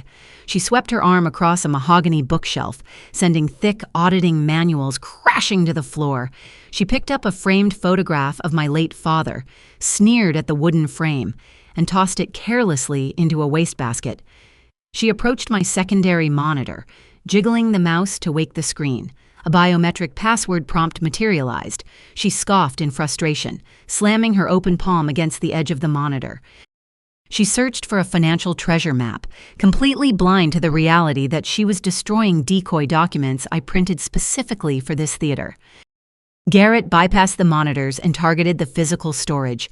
He yanked the bottom drawers of the credenza, scattering pens, stationery, and charging cables. He dropped to his knees, running his hands along the underside of the desk, searching for taped compartments. He moved with chaotic, frantic energy, driven by the suffocating pressure of his impending commercial loan defaults. The toxic leverage crushed his lungs. He needed liquidity, and he believed my desk held the key to his survival. He stood up, wiping a bead of sweat from his forehead. Then, his eyes caught the bait.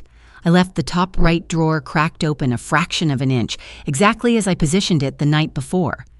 Garrett hooked his fingers under the wooden lip and pulled. The drawer stuck momentarily, catching on the internal metal runner. He gritted his teeth, braced his palm against the glass desktop, and yanked the drawer outward with a violent, tearing motion. The drawer slid free, exposing the interior. Resting centered under the ambient light of the room sat the heavy, obsolete external hard drive. Garrett let out a sharp, breathless laugh. He reached down and snatched the silver rectangle from the drawer. He held it up to the overhead lighting, examining the dummy labels I carefully affixed to the casing. The bold printed text read, "Offshore Capital Holdings," and encrypted seed phrases. "I found it," Garrett announced, his voice vibrating with unchecked euphoria.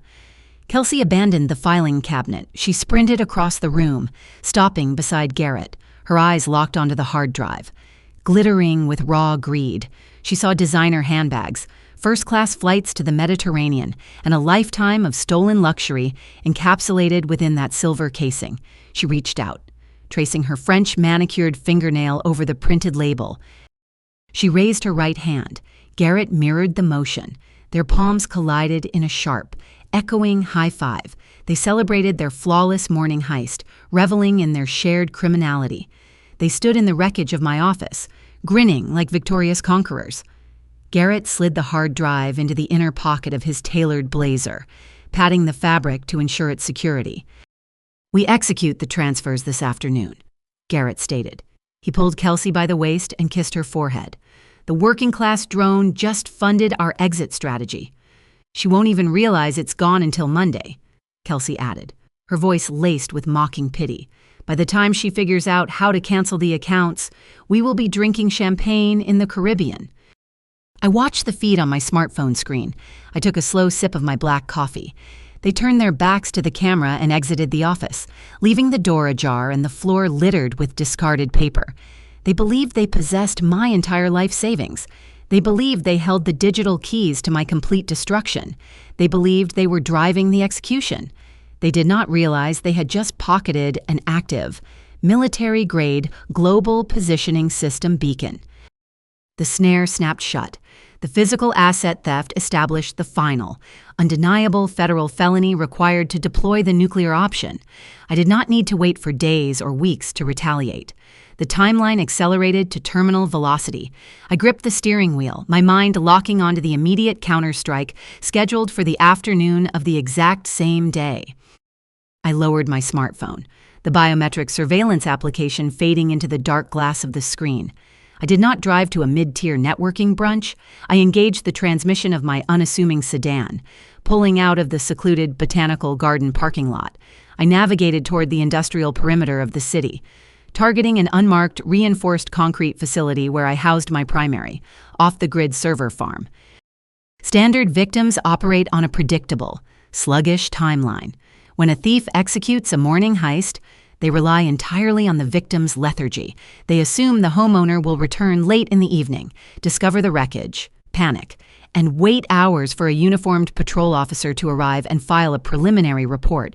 They bank on the sluggish gears of local law enforcement, buying themselves 48 hours to launder the stolen assets, wipe the hardware, and vanish. I do not afford my targets a 48-hour grace period. I do not file police reports. I dictate the timeline, accelerating the consequences to terminal velocity. I parked behind the concrete facility. I bypassed the steel perimeter doors using a retinal scanner and descended into the subterranean control room. The ambient temperature dropped sharply, regulated by industrial cooling units. I sat at the master console, a sweeping arc of high-definition monitors illuminating the dark room. I opened a heavily encrypted, asynchronous communication channel. I typed a single address into the recipient field. The destination routed directly to a secured server at the Department of Justice.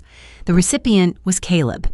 He is my older brother, 40 years old, and a remarkably ruthless federal prosecutor. We share a bloodline, but more importantly, we share an absolute genetic intolerance for arrogant parasites. While I dismantle financial crimes in the private sector, Caleb utilizes the federal penal code to crush white-collar criminals into dust. I did not send him a lengthy, emotional message. I attached the crisp, high-definition surveillance footage of Garrett and Kelsey breaking into my office. I attached the unredacted master dossier containing the phantom invoices, the Cayman Islands routing numbers, and the forged black card applications. I hit transmit. The progress bar filled the screen. A read receipt illuminated my dashboard exactly 3 minutes later. Caleb did not call me to express his outrage. He did not ask redundant questions. A single line of text appeared on my secure terminal reviewing data. Prepare the beacon. I shifted my attention to the global positioning system tracker I embedded deep within the stolen hard drive. The microchip utilized a dormant, low-frequency signal, masking its presence from basic electronic sweeps. A blinking red coordinate mapped itself across my secondary monitor. The beacon moved rapidly down the interstate, tracking Garrett's luxury sedan. It exited the highway and penetrated the dense, downtown financial district. The blinking dot came to a complete halt inside a towering, glass facade skyscraper. It stopped on the 42nd floor. Garrett and Kelsey had returned directly to his commercial real estate headquarters. They were sitting inside his corner office, staring at the silver casing of the hard drive, salivating over the phantom millions they believed resided inside. I watched the digital clock in the corner of my monitor. The digits shifted, rolling forward with mechanical precision. The time struck 2 o'clock in the afternoon, the exact same day as the morning break-in. The grace period expired. I initiated the hard lock sequence. I did not merely freeze the hardware, I weaponized the device. Inside his corner office, Garrett undoubtedly connected the universal serial bus cable into his corporate terminal, eager to crack my passwords and drain my supposed life savings. The moment the copper pins made contact, my dormant payload executed. My fingers flew across the mechanical keyboard, pushing the final command through the backdoor protocol. The stolen hard drive instantly transformed. The internal architecture quarantined itself, permanently locking the platters and rendering the dummy folders completely inaccessible. More importantly, the drive unleashed a high-frequency, encrypted broadcast, surging through his corporate network. It hijacked his localized internet protocol address, transmitting a continuous, undeniable digital handshake directly to Caleb's federal servers. The drive stopped being a storage device. It became a screaming, radioactive federal homing beacon, anchoring the stolen property directly to Garrett's corporate firm. Because I executed the counterstrike on the afternoon of the exact same day, Garrett and Kelsey possessed absolutely zero time to launder the hardware. They lacked the window to hand the drive to a black market decryption specialist. They possessed no opportunity to distance themselves from the physical evidence. They sat inside their corporate headquarters, actively holding a stolen device that was currently streaming their geographic coordinates to the Department of Justice. My terminal chimed. Another secure message from Caleb populated the screen. Beacon locked. Warrants requested. Grand jury panel convenes tomorrow morning. Maintain the perimeter. I leaned back in my ergonomic leather chair, analyzing the psychological trap I just closed around Garrett's throat. Inside his office, his computer screen undoubtedly froze. A generic, unresolvable error message likely plastered across his monitor, mimicking a standard encryption wall. Garrett possessed boundless arrogance, but he lacked fundamental technological literacy. He would not recognize the catastrophic federal broadcast executing in the background. He would assume the hard drive merely required a more sophisticated, aggressive decryption software. He would assume he just needed a little more time to break the code. He would disconnect the drive, slide it carefully back into his tailored blazer, and carry the active federal beacon with him everywhere he went. He would transport the very instrument of his destruction to his country club, to his luxury dinners, and eventually to his mother's victory celebration. However, the frozen hard drive would introduce a lethal dose of panic into his timeline. He needed liquidity immediately. His commercial loans teetered on the precipice of catastrophic default. He intended to drain my life savings today, now. Facing an impenetrable encryption wall, he would realize he could not access the offshore cash instantly. His narcissistic mind would frantically pivot to his secondary extraction method, the fraudulent second mortgage, and the 2 ultra-high-limit black cards he secured using my stolen Social Security number. But to fully exploit those assets without interference, He needed to finalize the legal separation. He needed to ensure I was permanently severed from his estate before the commercial banks came knocking, and before I supposedly realized my hard drive was missing. He would accelerate his timeline. He would rush the divorce proceedings, desperate to lock in the asset severance agreement before his house of cards collapsed entirely.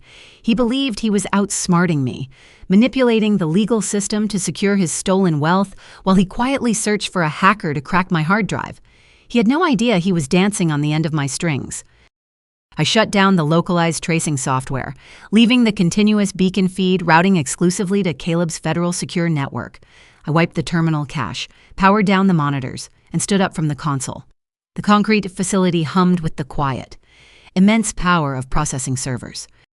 The investigative phase was entirely complete. The federal prosecution was actively arming. The only remaining task required a flawless, theatrical performance on the civilian front. I needed to walk into a mediator's office, play the role of the defeated, submissive wife one final time, and legally hand him the exact anchor that would drag him to the bottom of the ocean. I grabbed my wool coat, ascended the concrete stairs, and stepped back into the crisp, afternoon air, ready to finalize his doom. Garrett's panic manifested as sheer, reckless velocity, less than 48 hours after he stole the dummy hard drive from my home office. A courier stood on the porch of the estate, thrusting a thick manila envelope into my hands. Garrett refused to endure the crawling, bureaucratic dockets of the traditional family court system. A standard divorce requires months of discovery, financial disclosures, and judicial oversight. He lacked months. The toxic leverage crushing his commercial real estate firm demanded immediate liquidity. Furthermore, the encrypted hard drive sitting in his suit pocket stubbornly refused to yield its phantom millions, escalating his desperation to a boiling point. He hired an exclusive, high-priced private mediator to expedite the legal bifurcation. He needed to finalize the asset severance and sever our marital ties before he triggered the massive cash advances on the fraudulent black cards, ensuring I possessed no legal standing to freeze or claim the extracted capital. I drove downtown to the mediator's office the following morning. I bypassed the bustling lobby. Ascending in the steel elevator to the 35th floor, the doors parted, revealing a sterile, aggressively modern firm. Frosted glass walls partitioned the rooms. The gray industrial carpeting absorbed the sharp click of my functional leather shoes.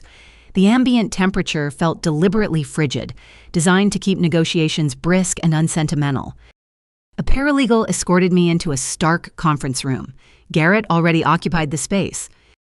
He sat at the far end of a polished granite table, flanked by a ruthless corporate attorney. Garrett's right leg bounced under the table in a rapid, erratic rhythm. He gripped a heavy fountain pen, his knuckles turning white against the polished metal barrel. When I walked through the glass door, he did not stand. He tilted his chin upward, projecting the manufactured dominance of a reigning monarch surveying a conquered province. I took the seat opposite him. I kept my coat draped over my shoulders. I lowered my eyes, fixing my gaze on the smooth surface of the granite table. The mediator, a stern man wearing a charcoal suit, cleared his throat and slid a dense, meticulously bound stack of legal documents across the table. We are executing an expedited dissolution of marriage, invoking the parameters established by the previously signed asset severance agreement, the mediator announced, his voice a flat, mechanical drone. Mr. Sterling. I must pause the narrative. The mediator did not say Sterling. My mind autocorrects the names of the arrogant men I audit. Garrett.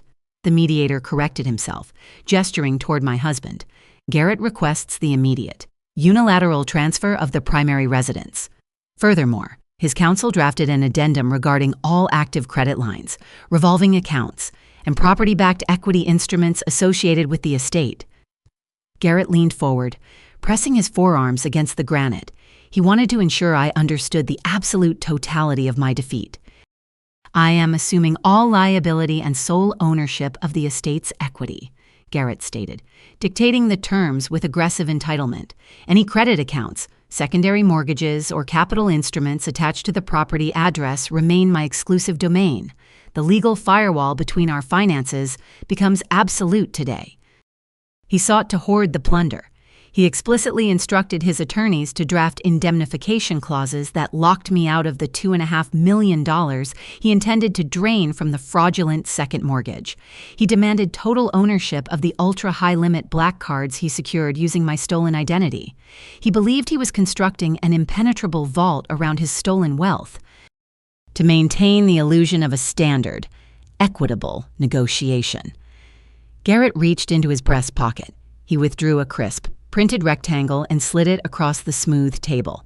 The paper stopped inches from my folded hands. A cashier's check.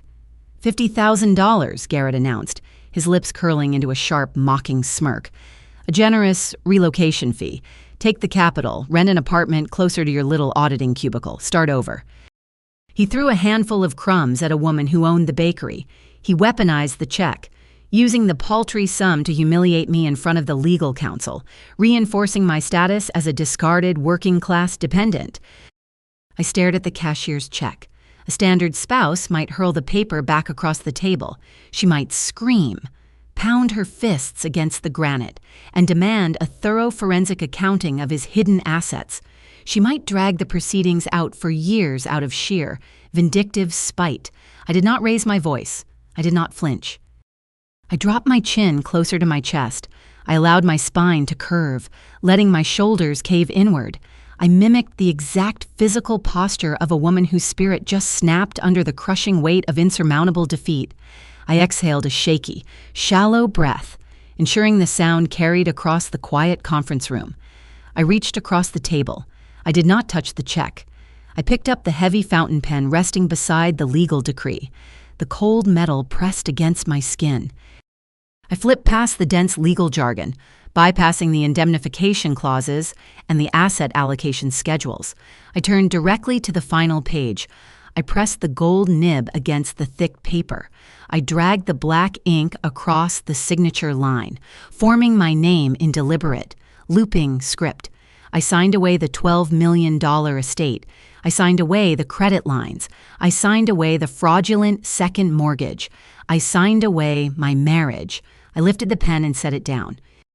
Garrett snatched the folder the microsecond the ink cleared the page.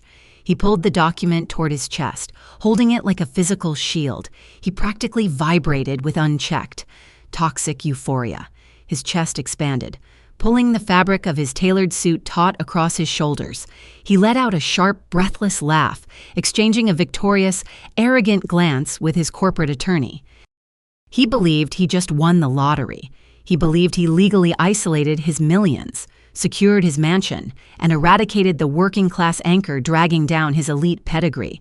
He envisioned his impending Caribbean escape with Kelsey, entirely funded by the phantom equity he just hoarded. I stood up from the leather chair. I buttoned the front of my wool coat. I looked down at him, suppressing the colossal, predatory smile clawing at the back of my throat.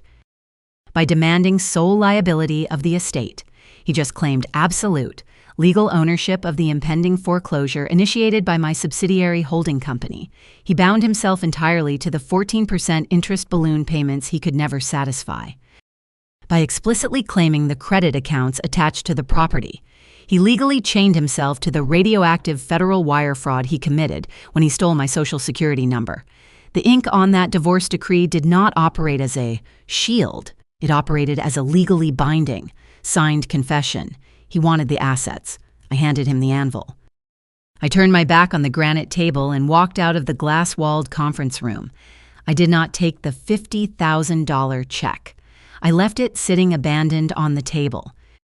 The heavy glass door clicked shut behind me, sealing Garrett inside his self-constructed tomb. I strode down the hallway toward the elevator bank, my functional leather shoes clicking a steady, rhythmic march against the carpet. The performance concluded. The civilian legal maneuver executed flawlessly. The divorce finalized. I stepped into the elevator cab and pressed the button for the ground floor. The steel doors slid shut. The descent began. I pulled my smartphone from my pocket and typed a single, encrypted message to Caleb. The target assumed the debt. The legal severance is complete. Arm the final phase.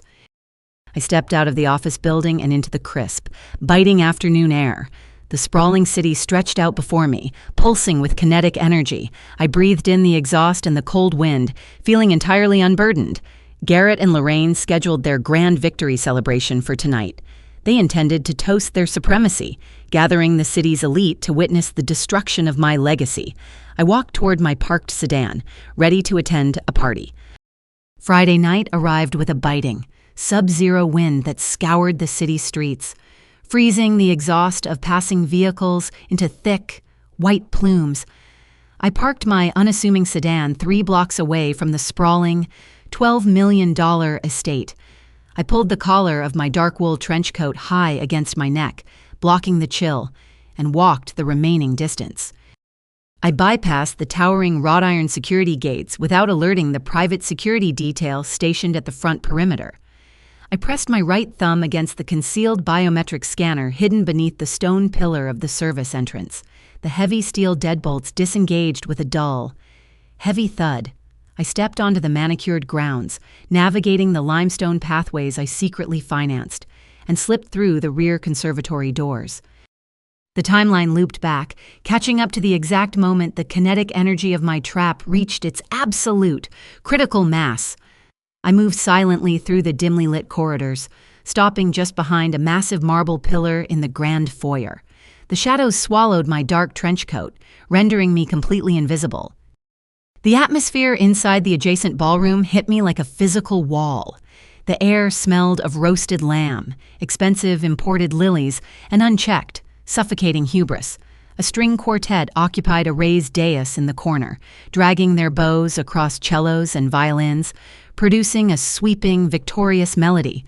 Waiters in pristine white tuxedos navigated the dense crowd, balancing silver trays loaded with beluga caviar and vintage champagne.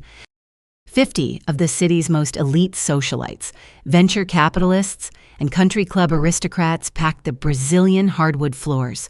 They wore bespoke velvet dinner jackets and cascading silk gowns. They gathered not to celebrate a union, but to feast upon a carcass.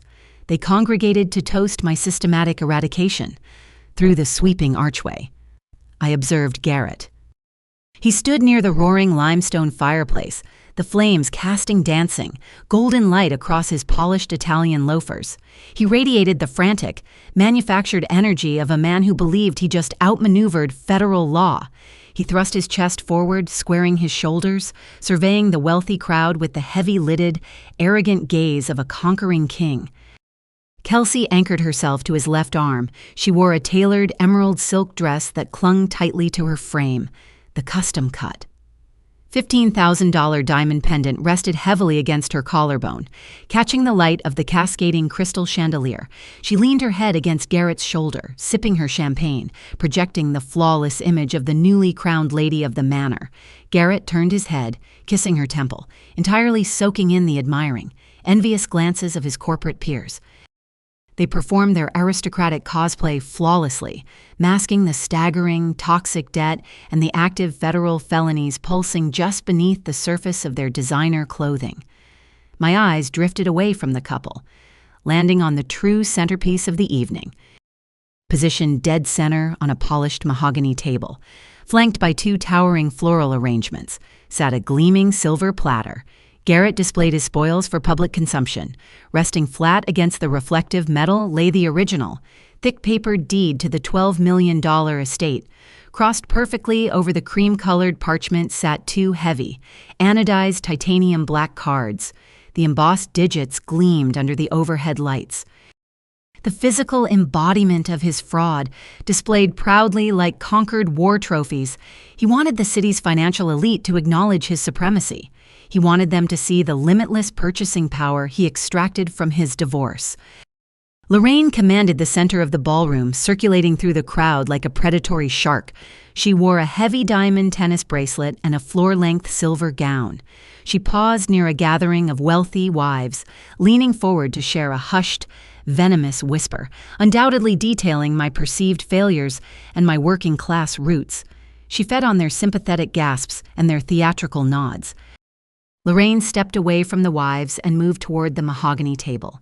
She picked up a silver spoon, She tapped the metal against the rim of her crystal flute. The sharp, ringing sound cut through the ambient noise. The string quartet ceased playing. The wealthy guests halted their conversations, turning their collective attention toward the matriarch. Lorraine raised her glass high above her head, the diamonds on her wrist flashing brilliantly. "To my brilliant son, Garrett," Lorraine projected, her voice slicing through the absolute silence of the ballroom. "And to the successful excision of a dead weight mistake." A low, appreciative murmur rippled through the crowd. Garrett puffed his chest outward, tightening his grip around Kelsey's waist. Lorraine pointed her manicured index finger directly at the silver platter, emphasizing the estate deed and the titanium credit lines.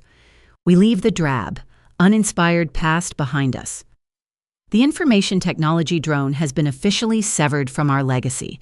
We look forward to a future of unprecedented growth, surrounded by individuals who truly comprehend the absolute value of our pedigree. To Garrett and Kelsey. The room erupted. The socialites clapped their hands, crystal glasses clinked in harmonious, orchestrated victory. The string quartet launched into a vibrant, upbeat tempo. I remained entirely motionless behind the marble pillar. I did not flinch at the insult. I did not shed a single tear over my erased marriage or my public humiliation. I stood in the shadows, letting the dramatic irony reach its absolute, staggering zenith.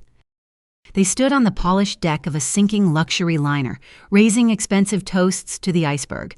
Lorraine celebrated the acquisition of a $12 million estate that currently faced aggressive foreclosure from my subsidiary holding company.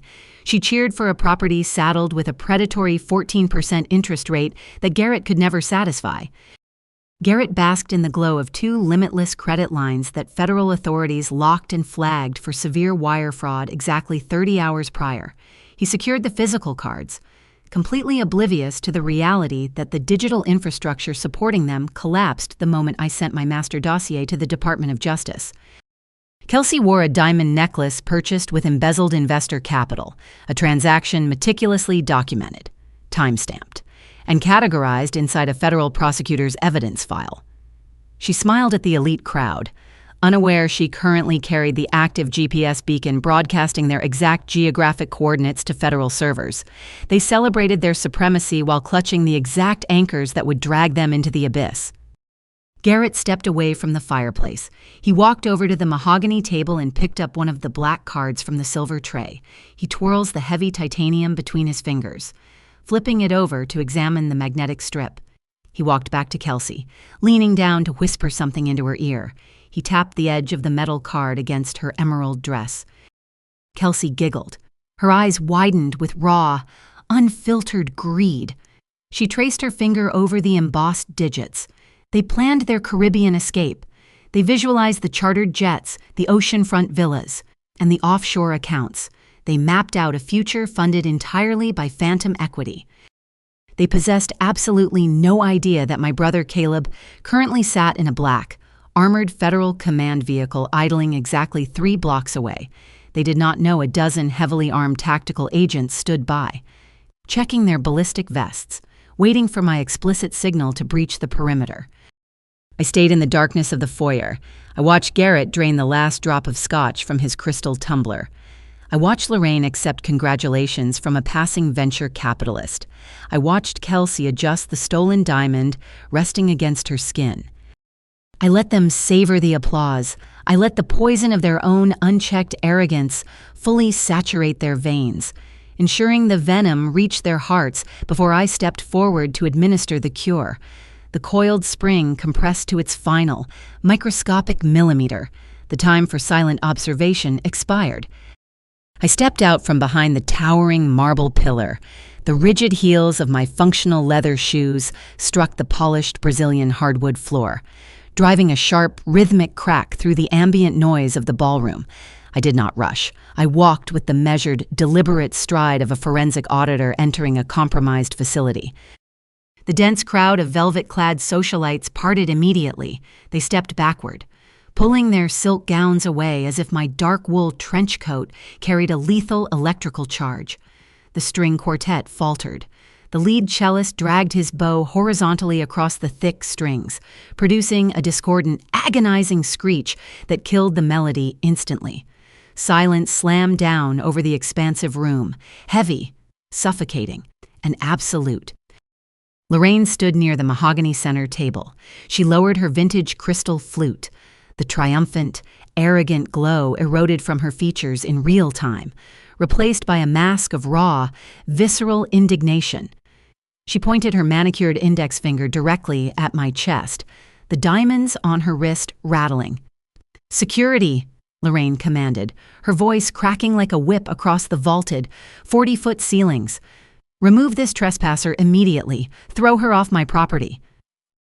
Two private guards stationed near the arched entryway stepped forward, their hands dropping to their utility belts. I did not raise my voice. I did not break my steady stride. I merely tilted my head, locking eyes with the lead guard. I raised my right hand, extending my palm outward in a single, authoritative gesture of cessation. The guards halted.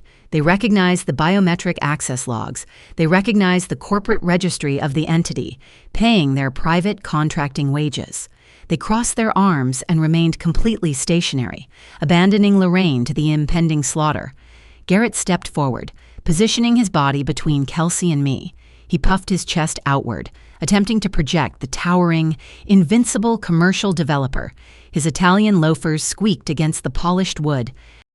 "You possess severe boundary issues, Maria," Garrett stated, injecting a patronizing, heavy sigh into his tone. "The mediator finalized the legal severance yesterday. You harbor zero claim to this estate. Collect your bruised ego and exit through the service doors before I press trespassing charges." I reached into the inner pocket of my trench coat. I withdrew a crisp, dense stack of legal parchment, bound tightly by a heavy brass staple. The official corporate seal of Obsidian Peak Financial gleamed across the header. I extended my arm, thrusting the documents directly toward his chest. Garrett hesitated. His eyes darted nervously between the thick papers and my face. He snatched the stack from my hand, gripping the edges tightly. He expected a desperate plea for alimony. He expected a pathetic, drafted reconciliation letter. He dropped his gaze to the text. I watched his eyes track across the bold, capitalized letters stamping the top page, "Notice of default and imminent foreclosure." Garrett scoffed. He shook his head, a condescending smirk pulling at the corners of his mouth. "You printed a fake eviction notice. The commercial lender controls this mortgage. Maria, you hold absolutely zero equity. Read the authorized signatory on the second page." "Garrett," I instructed, my voice entirely flat, stripped of any emotional fluctuation. He flipped the thick paper. He scanned the bottom of the document, his eyes locked onto the printed name situated directly beneath the corporate seal of Obsidian Peak Financial. The smirk vanished. The blood drained rapidly from his cheeks, leaving a sickly, translucent pallor. He looked at the signature. He looked at me.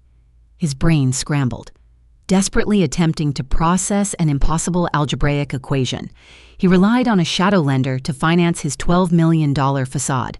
He paid $85,000 a month to sustain the illusion of immense wealth.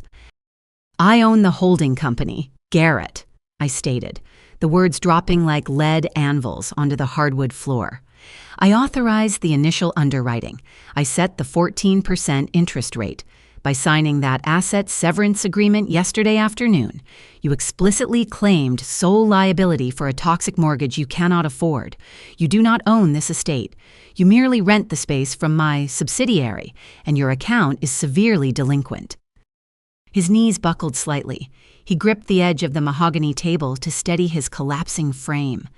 The towering commercial real estate genius evaporated, leaving behind a terrified, insolvent fraud, the elite crowd murmured, stepping further away from the disgraced executive.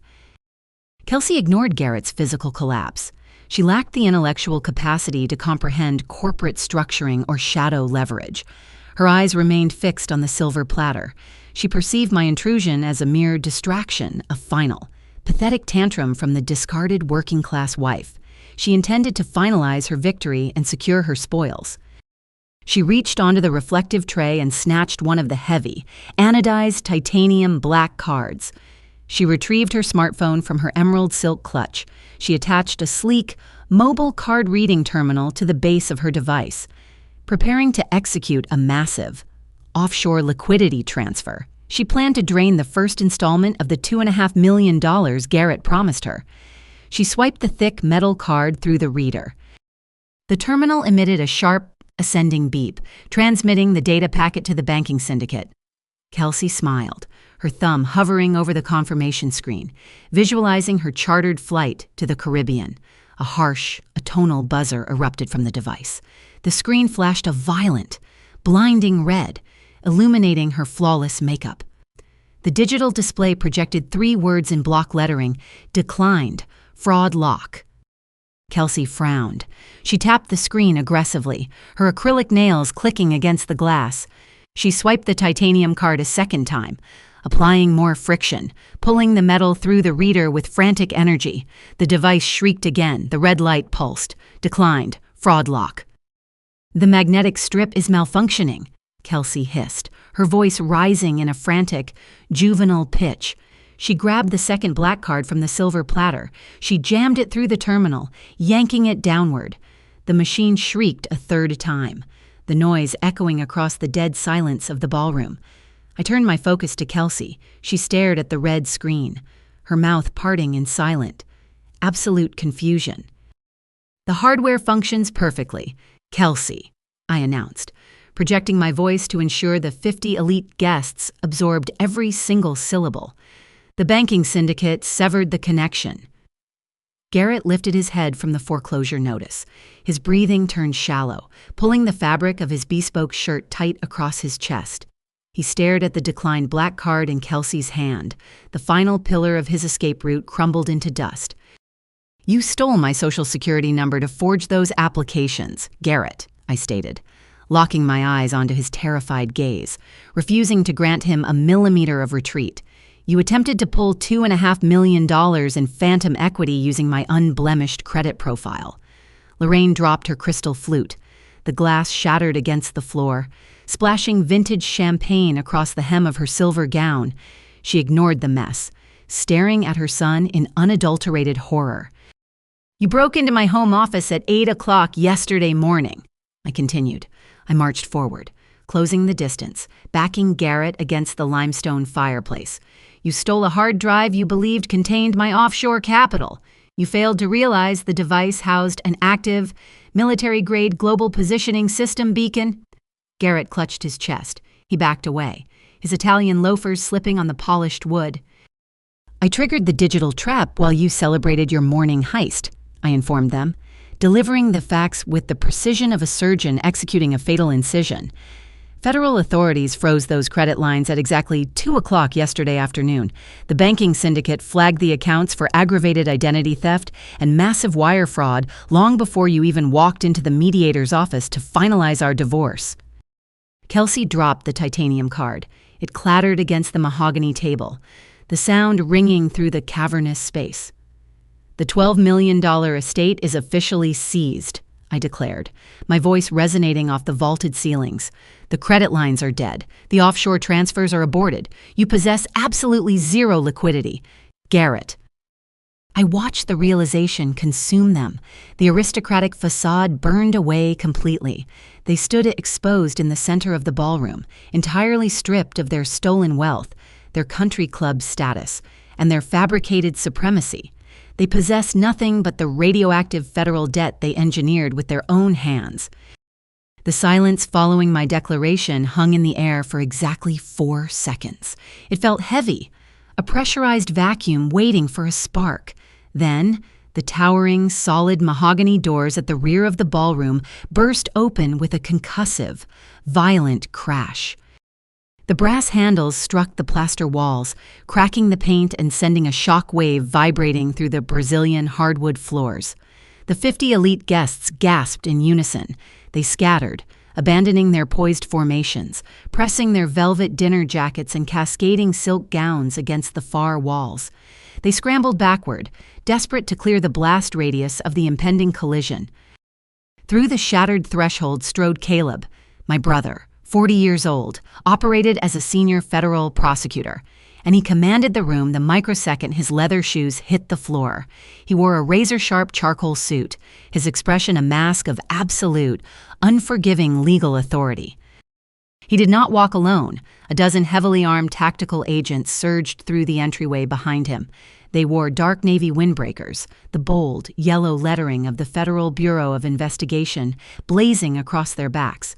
They moved with terrifying, synchronized precision, fanning out across the ballroom to secure every exit, neutralizing the space in a matter of seconds.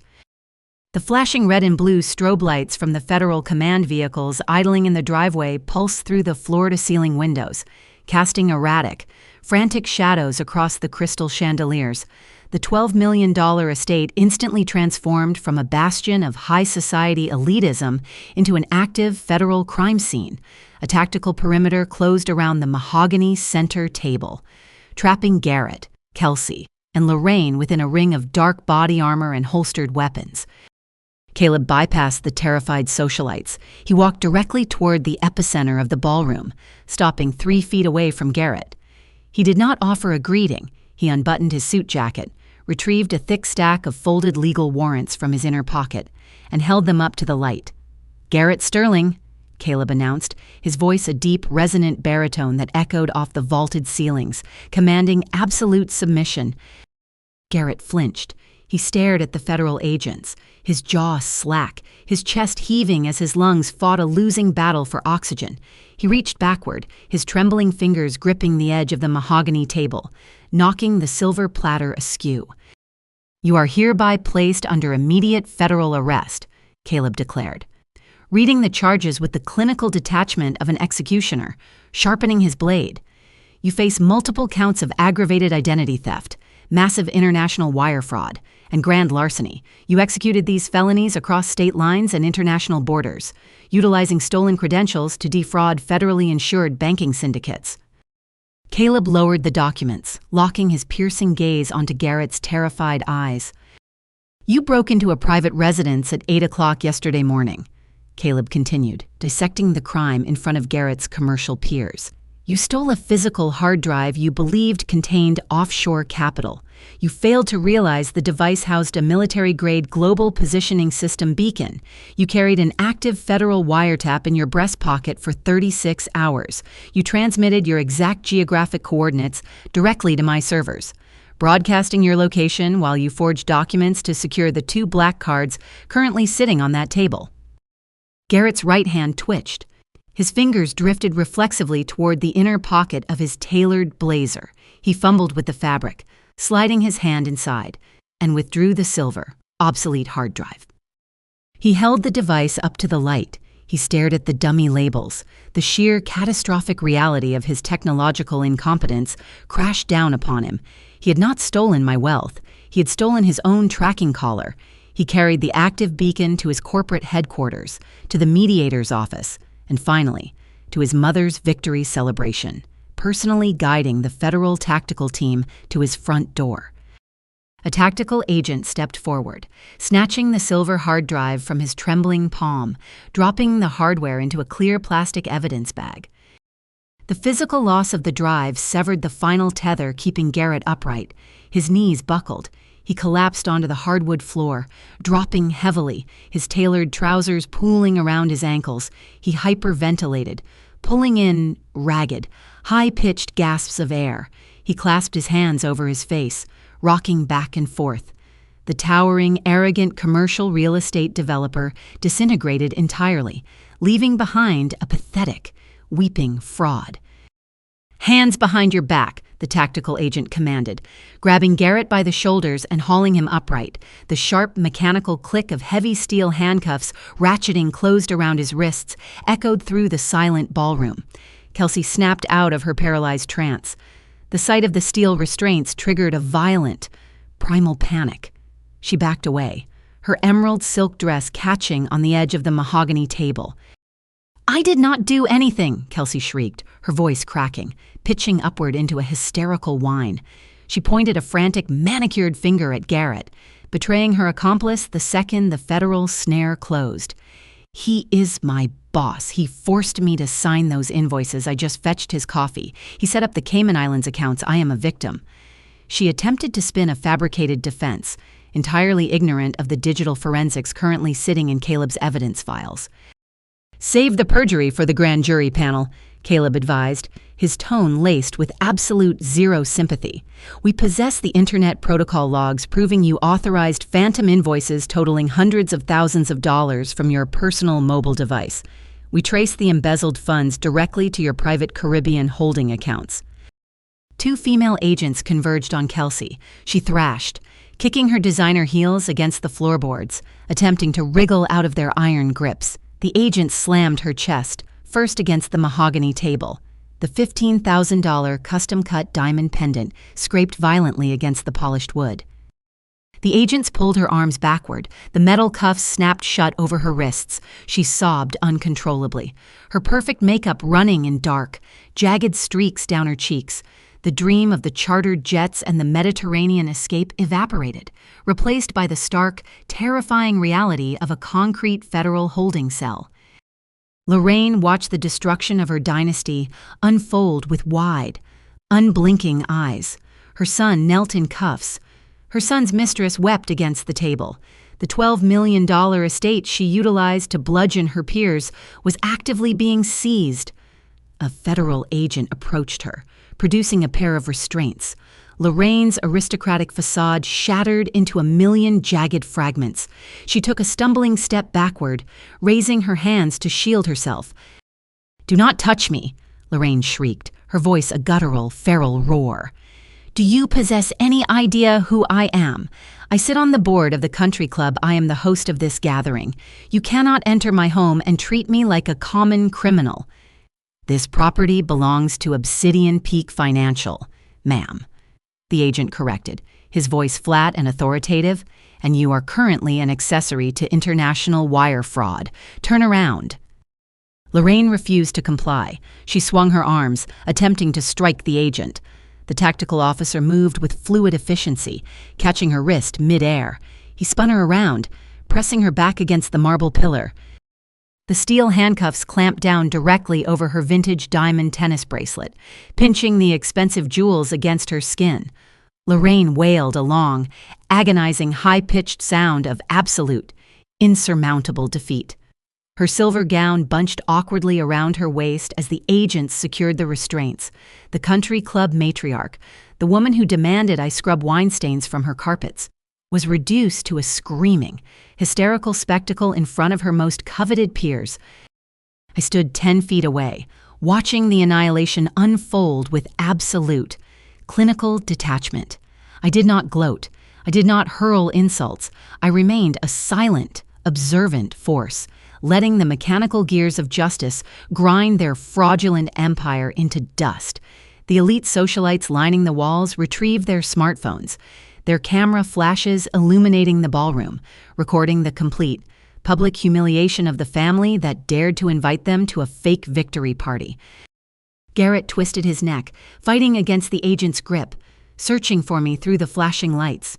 "Maria, please," Garrett begged, tears streaming down his face, his voice cracking with absolute desperation. Tell them it was a misunderstanding. We can fix this. I will give you everything." I tilted my head, looking down at the broken man who stole my identity, who attempted to burden me with a massive, toxic mortgage, and who planned to abandon me in federal debt while he fled the country. "You already gave me everything, Garrett," I stated softly, my voice cutting cleanly through his sobbing. "You signed the post-nuptial agreement. You finalized the divorce decree. You explicitly assumed total liability for this foreclosing estate and the fraudulent credit lines. You built your own cage. I merely locked the door." Caleb signaled the tactical team. The agents grabbed the 3 targets, hauling them toward the shattered mahogany doors. Garrett dragged his feet, his head hanging low in ultimate disgrace. Kelsey wept violently, her sobs echoing down the corridor. Lorraine shrieked obscenities, fighting against the restraints until she disappeared through the grand foyer. They marched out into the freezing, sub-zero night, passing through the wrought iron security gates for the very last time. The flashing red and blue lights swallowed them, carrying them away to a sterile, windowless processing facility downtown. Their wealth, their country club status, and their unearned freedom were completely, permanently obliterated in a matter of seconds. The ballroom slowly drained. The elite guests whispered frantically among themselves, pulling their coats tightly around their shoulders as they rushed out the front doors, eager to escape the fallout of the federal raid. The string quartet packed their instruments in stunned silence. Within 10 minutes, the $12 million estate sat entirely empty, save for Caleb and me. I walked over to the mahogany center table. I picked up the original deed to the property and the 2 deactivated titanium black cards resting on the silver platter. The physical instruments of his fraud felt cold and insignificant in my palm. The execution concluded flawlessly. The audit was officially closed. 6 months later, I sat behind the expansive, obsidian glass desk situated inside the corner office of my tech infrastructure empire. Sunlight poured through the floor-to-ceiling windows, casting sharp, clean geometric patterns across the minimalist room. I tapped my digital stylus against a sleek tablet, reviewing the morning financial logs of my corporate acquisitions. Down in the federal correctional system, Garrett and Kelsey inhabited stark, concrete cells. They commenced serving 10-year sentences, entirely crushed by mounting punitive fines and court-mandated restitution orders that stripped away every remaining vestige of their stolen wealth. Their luxury vehicles, designer wardrobes, and offshore accounts vanished, liquidated by the federal government to satisfy their massive debts. Lorraine suffered an equally absolute collapse, stripped of her $12 million estate and permanently revoked from every elite country club registry in the region. She relocated to a cramped, 30-square-meter studio apartment situated on the gritty industrial fringe of the city. Her former society peers pretended not to recognize her when she walked past, erasing her from their circles with cold, calculated indifference. She endured complete social exile, paying the ultimate price for her unbridled arrogance. I paused my stylus, letting my gaze drift across the panoramic view of the glittering city skyline. I reflected upon the absolute, mathematical precision of the forensic execution. My power, my autonomy, and my unyielding security were never derived from their superficial validation, their country club opinions, or their hollow definitions of worth. My power flowed directly from unshakable intellect, data integrity, and uncompromising expertise. The overarching moral of this story is that your inherent worth is never dictated by arrogant people who mistake your quiet patience for weakness. When you stop shrinking yourself to fit into toxic environments and rely on your own uncompromising expertise, you become untouchable. True power isn't loud, it is absolute. If you enjoyed this story of a brilliant counterstrike, please hit the like button and share your thoughts in the comments below. Thank you so much for watching, and goodbye.